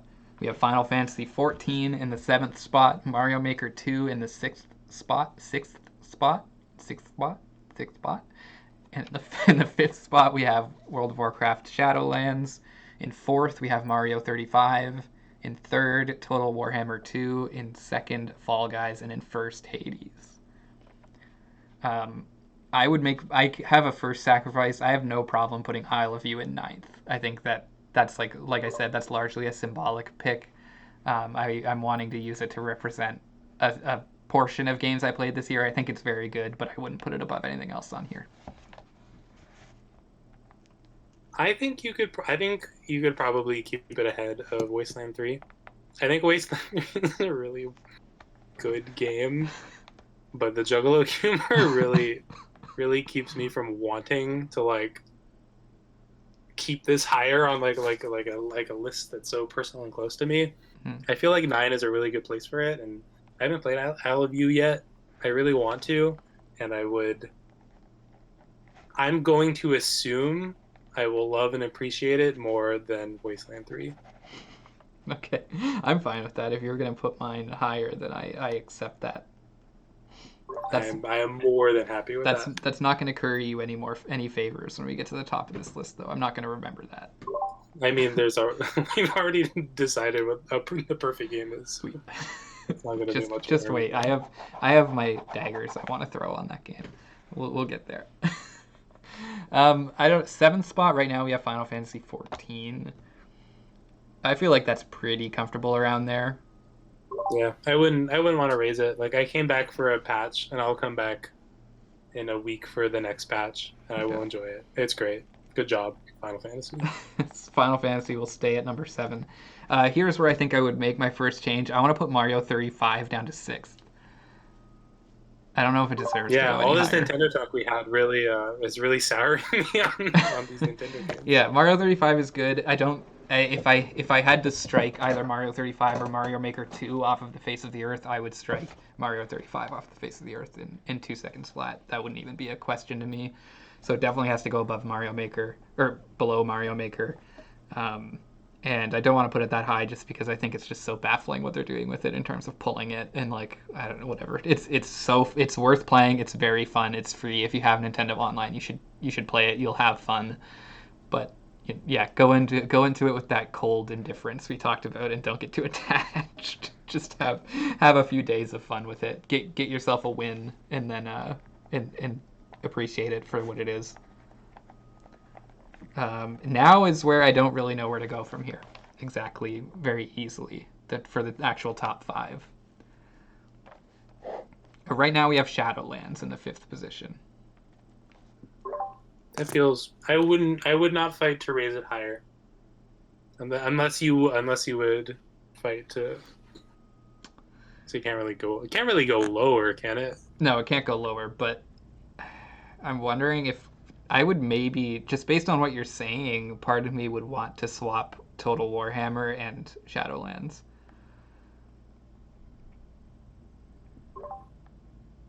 I might actually agree with you there. I really wanted to talk about Total Warhammer because I think that game is consistently slept on by like the wider people that play games for maybe good reason, but I really just wanted to mention how wonderfully that game is being supported and how great they are at like fixing legacy content that is bad and turning it into like the new best content. But in terms of like new types of gaming experiences for me, like being able to play World of Warcraft in game with friends is something I never thought would happen, and I would actually like to give that a little bit more of a shout out. So you're right, Dan. You know me better than I know you. Uh, Let's swap those. okay, so Total Warhammer 2 is in number 5, which leaves Still, us. still the greatest game ever made, but the it's not fifth, quite playing World of it's Warcraft the with fifth friends. it's the fifth greatest game made this year, but it's also the greatest game ever made. It's it's an amazing game. Yeah. You should play it, and you'll find out. So what goes ahead here? Mario Maker 2 or Shadowlands? One of those two has to be 3 and one of them has to be 4. Um, well, I like the thing we have in common here is that we both played Mario Maker. Mhm. I think I think that shit's incredible. I think the reality of that game is immensely depressing, but I don't really want to like let that override how much I appreciate all the work from the creators that are putting in stuff. You know, like I think of that game and I want to go back and play it. Like after hearing you talk about what they're doing with the worlds and all the great changes they've made, that makes me want to go back to it. I don't think anything I'm going to say is going to make you want to come back to World of Warcraft. I don't. I mean, I I do. don't I think always at all. want to come back to World of Warcraft. You'll never. I can't convince you that World of Warcraft has changed for the better. Yeah, I'm just wondering, like, the thing that's giving you pause is like, does Mario Maker 2 deserve a top 3 spot this year? It is not a game that came out this year. No, it didn't. If that carries any weight. It didn't come out. I mean, we have Total Warhammer in the top 5, and it came out 3 years ago. But Okay, well, Dan, I think you're forgetting the fact that that is the greatest game ever made. So it is therefore timeless because it's ever. yeah, I just don't. It feels Mario Maker 2 at number 3 feels kind of odd to me, but I don't hate it. I don't hate it. Are you sure you don't want to swap it with 35? I It's like that's definitely a don't. new experience. I was That's a looking at the new. list and thinking I might even want to push 35 down farther. Oh my gosh. more than move it up. That's horrible. Um, I think I don't know. I'm comfortable with putting. I would be comfortable putting Mario Maker 2 in the top three. More for the community than for Nintendo again. Just like how good people are at keeping that game going and continuing to make it fun in spite of Nintendo. That's a good point, actually. That's a good point. I can see it at 3. Yeah. I don't know though. That's a good new World of Warcraft. So we're coming out of a bad expansion pack. Battle for Azeroth was a bad expansion pack. Oh They yeah, so you have to give they me some made gear very context because I silly. last I played was like I played maybe like a week with you at the beginning of when we started university when we played Cataclysm together very very briefly. Like that's my last World of Warcraft experience was like a week of Cataclysm. So quick update of what happened. Battle for Azeroth. It was coming off of Legion, which is probably the best expansion since Wrath of the Lich King, I think. Uh, Legion. I think Legion was the first expansion pack to like put damage numbers in the millions. You were getting these like artifacts of immense power. You were just like enemies were just dropping legendaries. Like you just get a bunch of legendaries. Like they took it to a pretty extreme place, especially like the final raid boss. Like I think the final raid boss was like a planet. You fought a planet with the help of all the gods. It got wild, and then for Battle of Azeroth, they really brought it back home, right? Like you were exploring like Zandalar, Big Troll, jungle dinosaurs, and what was the other one? Kultiris, a bunch of Scottish people, a bunch of Irish and Scottish. Finally, the Irish are in World of Warcraft at Finally, long we get last. big. We get big human. Yeah, but like the big thing that was broken in Battle for Azeroth was the way they thought about gear. Um, there was a lot of randomization in how they would give you gear, where like so I go to a dungeon, I want a chest piece, and in Battle for Azeroth, chest pieces have like special little slots with pre-baked abilities that come into them, and you want those to have the best possible meta abilities for your class, but there's no way to guarantee those. So not only are you like on the grind for that chess piece to begin with, you're on the grind for it with the exact like skill circles you need. But then there's also a chance for like your item to be warforged. So that's a random chance you get when it drops for it to just be like 5 or 10 item levels higher just because. So like the itemization in Battle for Azeroth was just like miserable, right? Like it took forever to get a piece of gear that you were really looking for. Where in Shadowlands, they brought it back down to like this boss drops this ring, best ring. Go get that ring, right? Like you have like a clear goal to shoot for, and there's no like nitty gritty stinkiness around it, right? So I mean, it's still a grind. I'm not gonna deny that. You're still playing World of Warcraft at the end of the day, but it's more fun with friends and it's less garbage, poo poo. So for that reason, I think it should be number 3. I can be convinced to give it number 3 as kind of a. Have they said anything about? I assume no, but this is just me asking because I don't know. Have they said anything about like the longevity of the game? Like, are more expansion packs? Like, I don't know. Like, do they know where this is How going? much money is that? Are you gonna? Do you have money? Do you still want to play this game?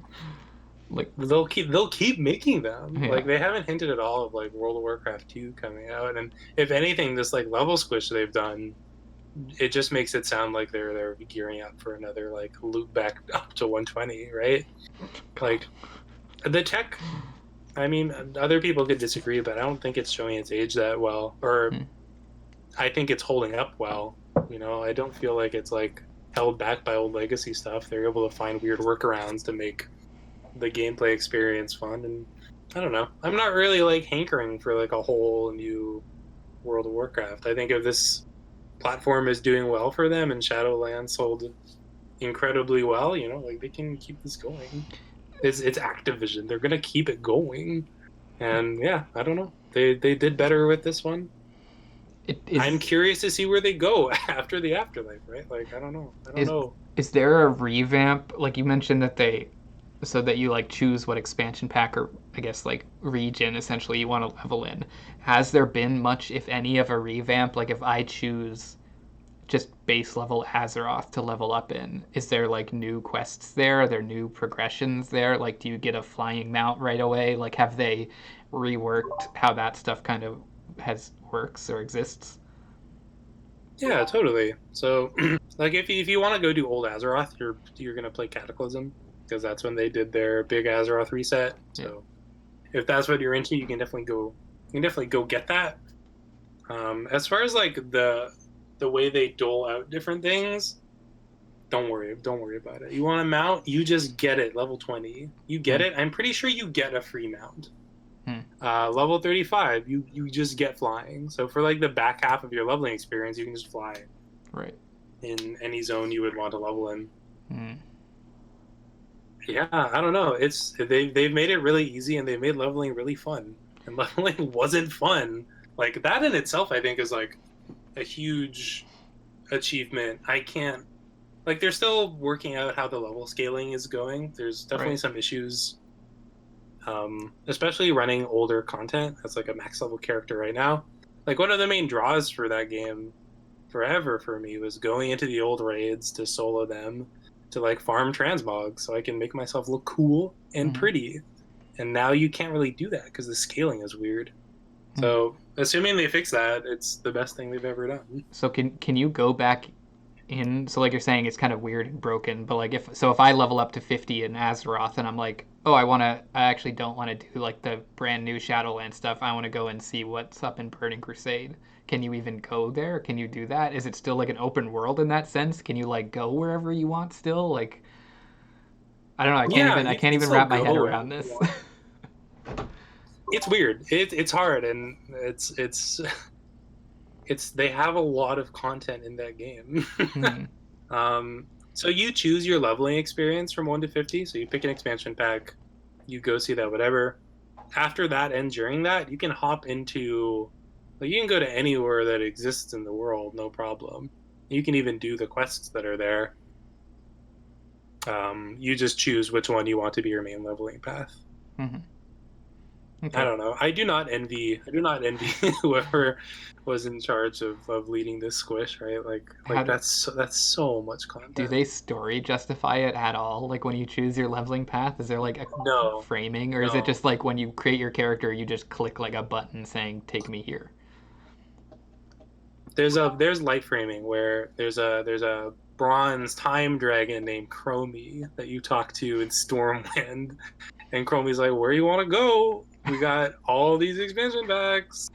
Pick one." And then you pick one. And she's like, "Okay, have fun," and then you go do it. Huh. Just like I don't know, time travel. It's not a story thing at all.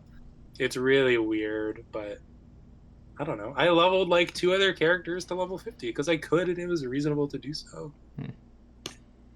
Yeah, I can put it over Mario Maker for like also as partially like a lifetime achievement award, like a like at the Oscars where they never win for a specific movie, but they just kind of honor them at the end, being like, yeah, okay, you did pretty good.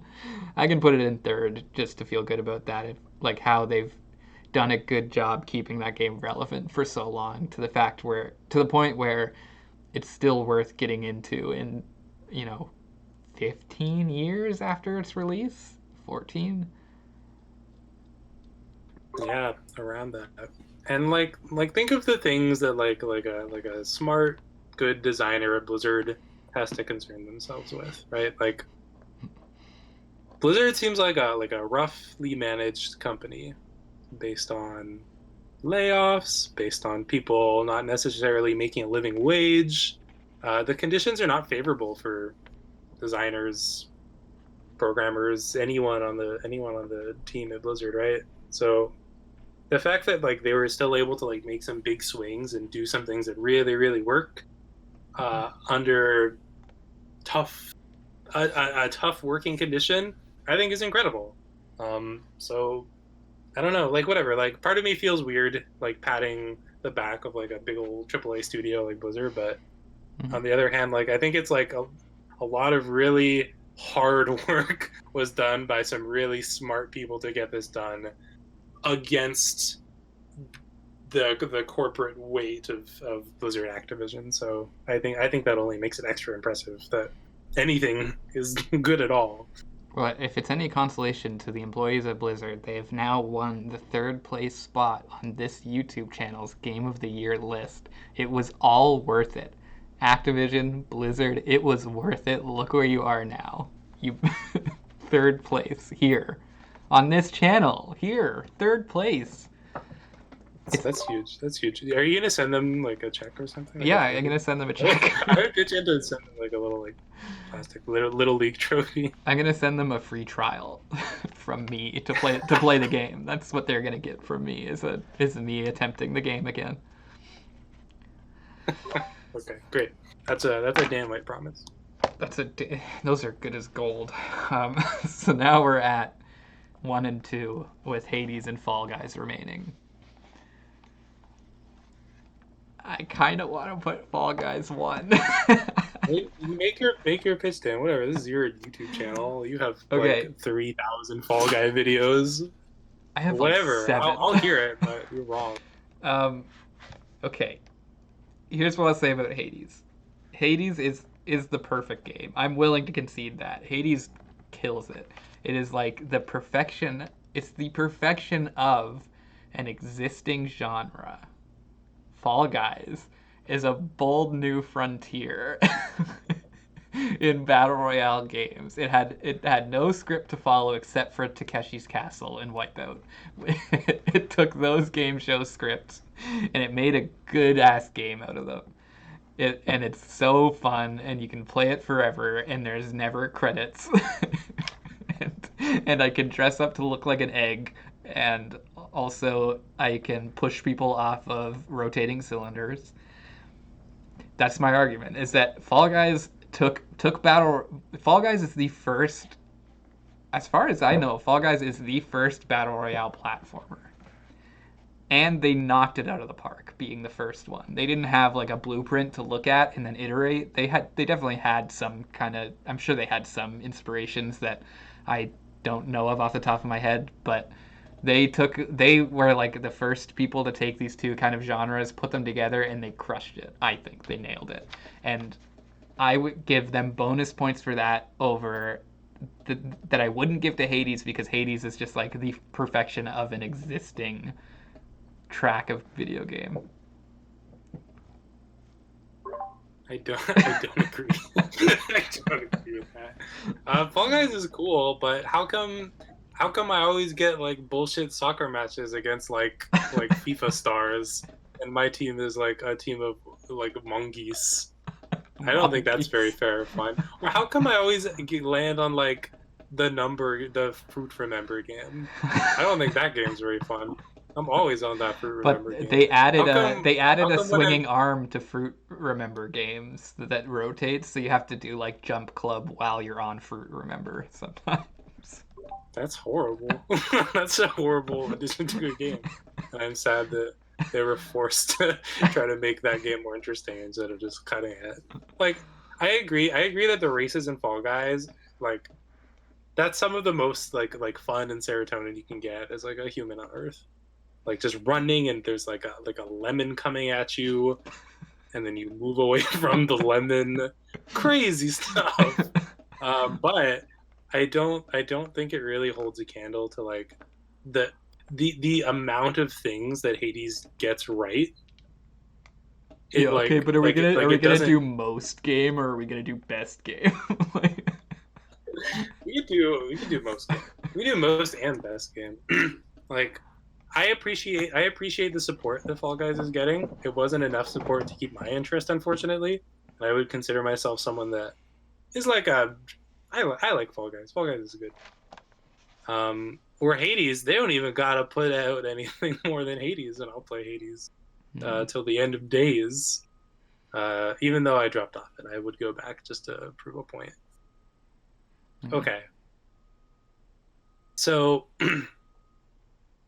I don't really know how to solve this because I think Fall Guys is fine, but it's not a perfect game. And this year we were blessed with a perfect game that has like I don't know, given me more types of fun, stronger fun and feelings. Like Dan, like have you met Thanatos, Dan? I don't think so. He hasn't even met Thanatos, and he's ready to rule out Hades as the greatest game of the year. If I give Hades... Or me, I have gotten a crown on Fall Guys. You know, I'm just as good as you. I've basically got 100 hours in it.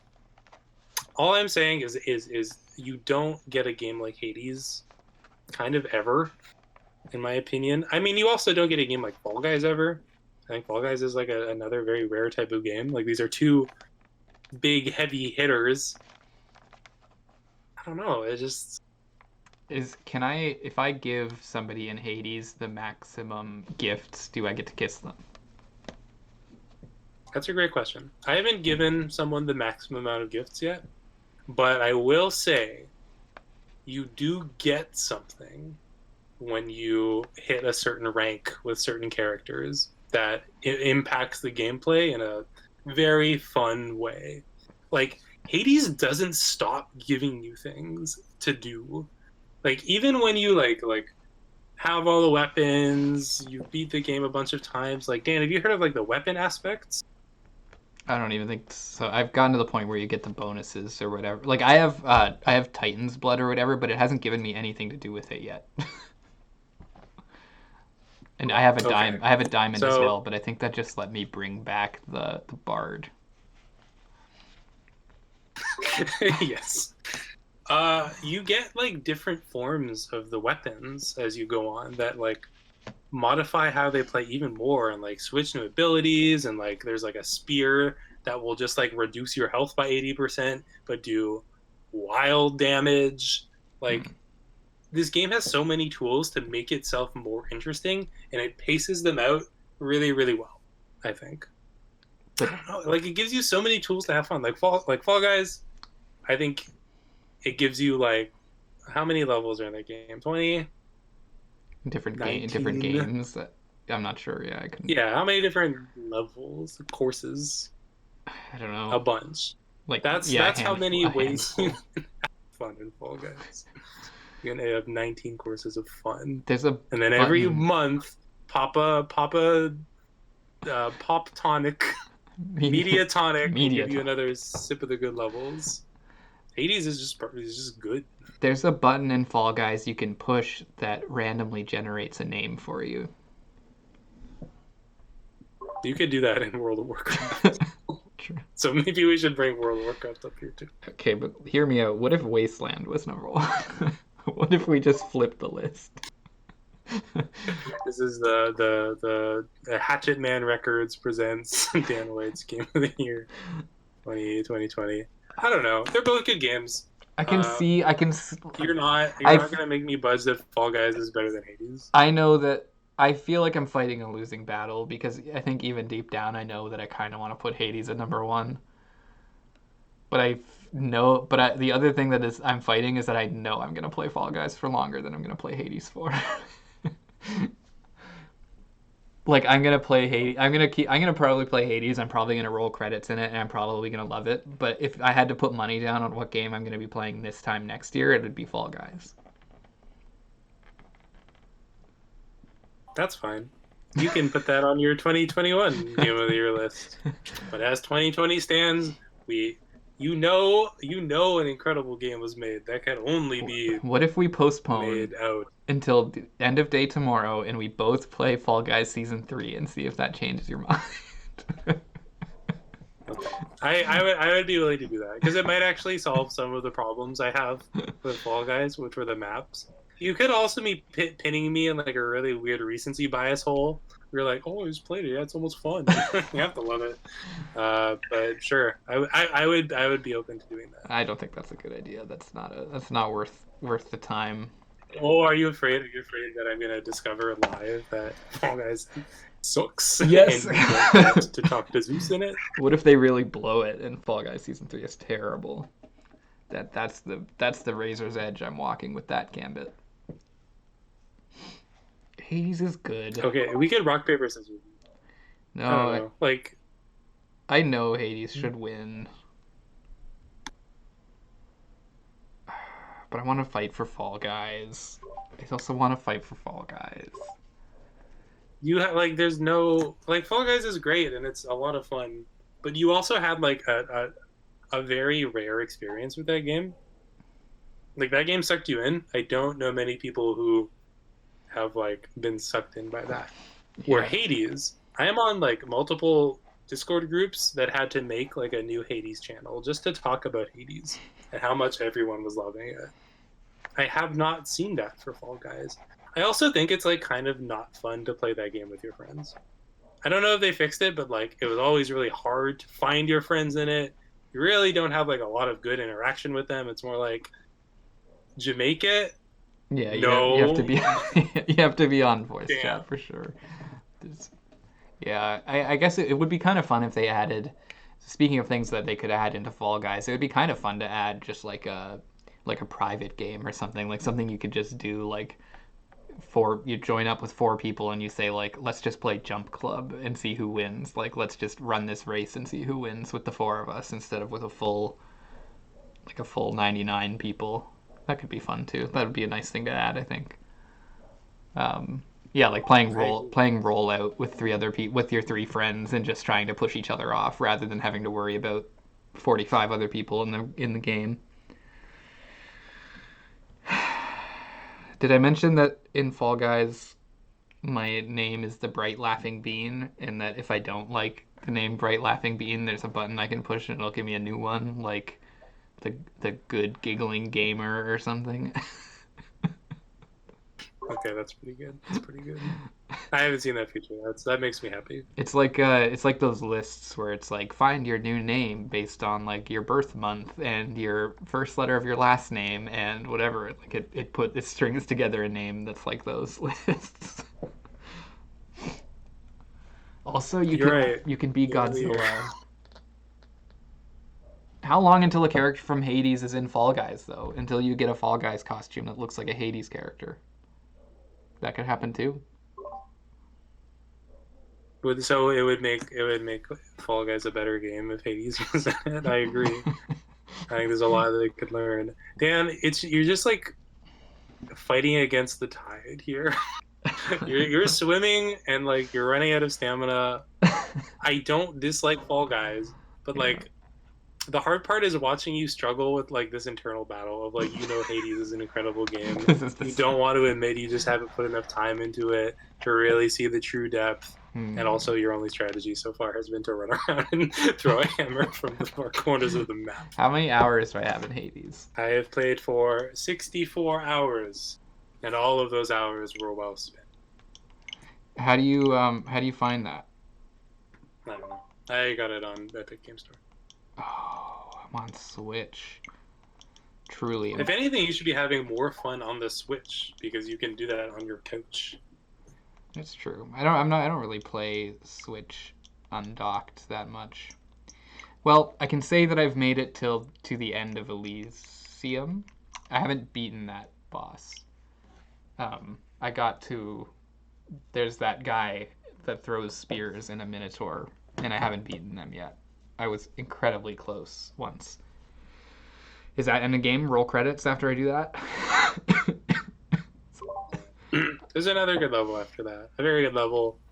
Then you get to the end boss stuff. Very good. Is the end boss my dad?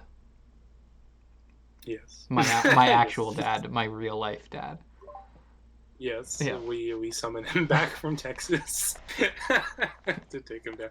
I would think I'm not gonna talk about your dad in this video, but I think there are some similarities to be drawn with Zagreus's plight and your own. Wow. Okay. If you say so. I mean, if you think I'm that witty and handsome. I don't see the difference. If you think I'm just like Zagreus and everybody loves me. Oh, who's this? Do we have Jaina joining us on video for the very end here? coming up.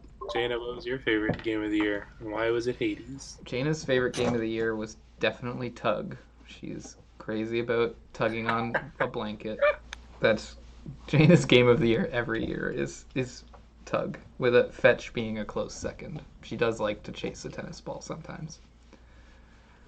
Yeah, I can put Hades 1. I think deep down I always knew Hades was gonna go 1, but I wanted to see if he would just cave like a cheap card table when I said Fall Guys should go number 1.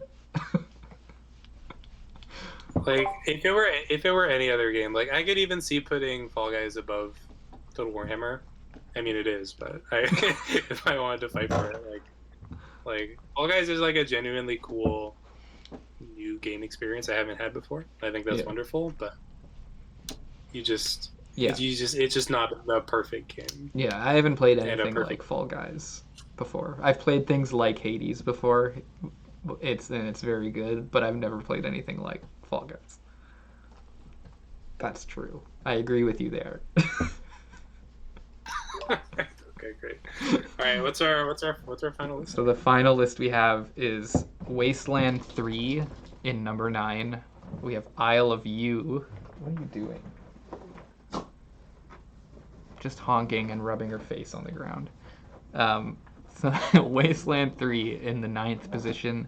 Isle of You in the 8th position. Final Fantasy 14 in the 7th position. In 6th position, Mario 35. 5th, Total Warhammer 2. 4th, Mario Maker 2. 3rd, World of Warcraft Shadowlands. 2, Fall Guys. And number 1 is Hades.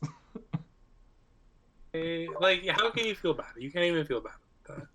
No. The best game won. I gave Fall Guys its due in my biggest surprises list for that reason, because it wasn't necessarily best game. It was what I was most surprised by, and I think that's why Fall Guys got first over there. Because, like I said, Hades is super super good, but playing Hades, I wasn't like, whoa, this is shocking. Like, wow. With Fall Guys, it was like this thing came out of nowhere, and it like executed on something that I hadn't seen before at all. So I think it got its due there.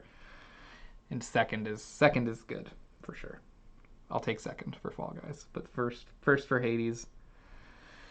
And I think that's a lot of chatting about a list that was pretty easy to, I think, nail down at the end of it. Yeah. Oh, yeah. They were really, really not contentious when we were ordering them at all, except for the end. Yeah. I'm excited to see how you're gonna cut this down into a dance size video. I was hoping to not cut it at all. Honestly, I was just gonna release it as like a whatever hour and 45-minute thing, and just do some overlays so people can keep track of where we are at. Right. If people care 2 hours enough to know our stupid opinions. Well, so the other thing, so tomorrow then, I've promised that whatever game wins here, I'm just going to release a Dan-sized video of tomorrow. So that means Boxing Day. This is coming out on Christmas Day, by the way. Fun fact. So just to extra make sure nobody watches it, I'll be releasing a hour and 40-minute video on Christmas Day. But yeah, that means that tomorrow there will be a Hades video for the first time on the channel. We'll see Hades played, and you'll get to see my coward strategy in action, probably. I wish the Warhammer one, so you would have had to have made a video of that. Oh yeah, that's true. You could have made me so happy. You could have really forced the issue on Wasteland 3. No, I mean it's on Game Pass. It's free if you like those games. Mm-hmm. That's a pretty good one of those to play. No, I guess knowing this now, you probably would have fought more for World of Warcraft to be number 1 too, because I would have had to do it. I never want that to be my number 1. I have failed as a person if that is like the best game of the year for me. True. All right, well that's it then. That'll probably cut. I don't know how long we spent introing, but that's going to be a pretty hefty talk for folks to listen to. Like I said, tomorrow we have Hades being played on the 26th, so come back for that. It'll be a lot of fun. Colton, thank you for bringing your mostly good ideas, but also one very bad idea of putting Hades at the top. Thank you for bringing those ideas to the table. Thanks for putting so many bad Nintendo games on the list and rewarding one of the worst companies in the industry. With very prestigious awards. That's, yeah, they're gonna, again, they're all sitting around with bated breath hoping that their game from 2019 will end up on this list of 2020. um, where do you want people to find you? If the 11 people that watch this, what should they do for you? You can follow me on Twitter at Mr. Boyfriend666. You can play Devil Express at itch.io.com/badpet. Or you can just Google Devil Express. It's a great game. I'd appreciate it if you played it if you haven't already. I wish I could tell you about a project I'm working on right now. I'm kind of just busy with school, and I got a game writing job to write for some games, which is really fun.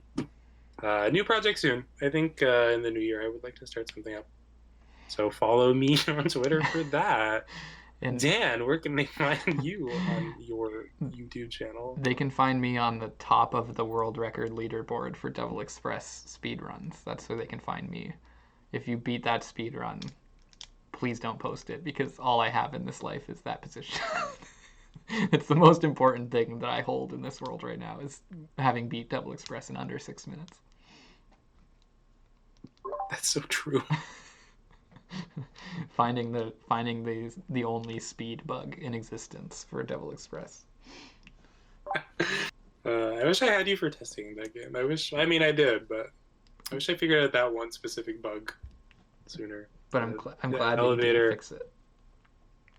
I don't know if you guys know this, but elevators are actually the hardest thing to program. I was playing Cyberpunk earlier, and they don't even let you save if you're in an elevator, because they do know the chaos an elevator will bring to every aspect of the game. Elevators are the worst game of the year 2020. And Hades is the best game. So that's it. Goodbye. I don't know how else to end it. Just get a good silent wave. A silent wave for 2.5 minutes.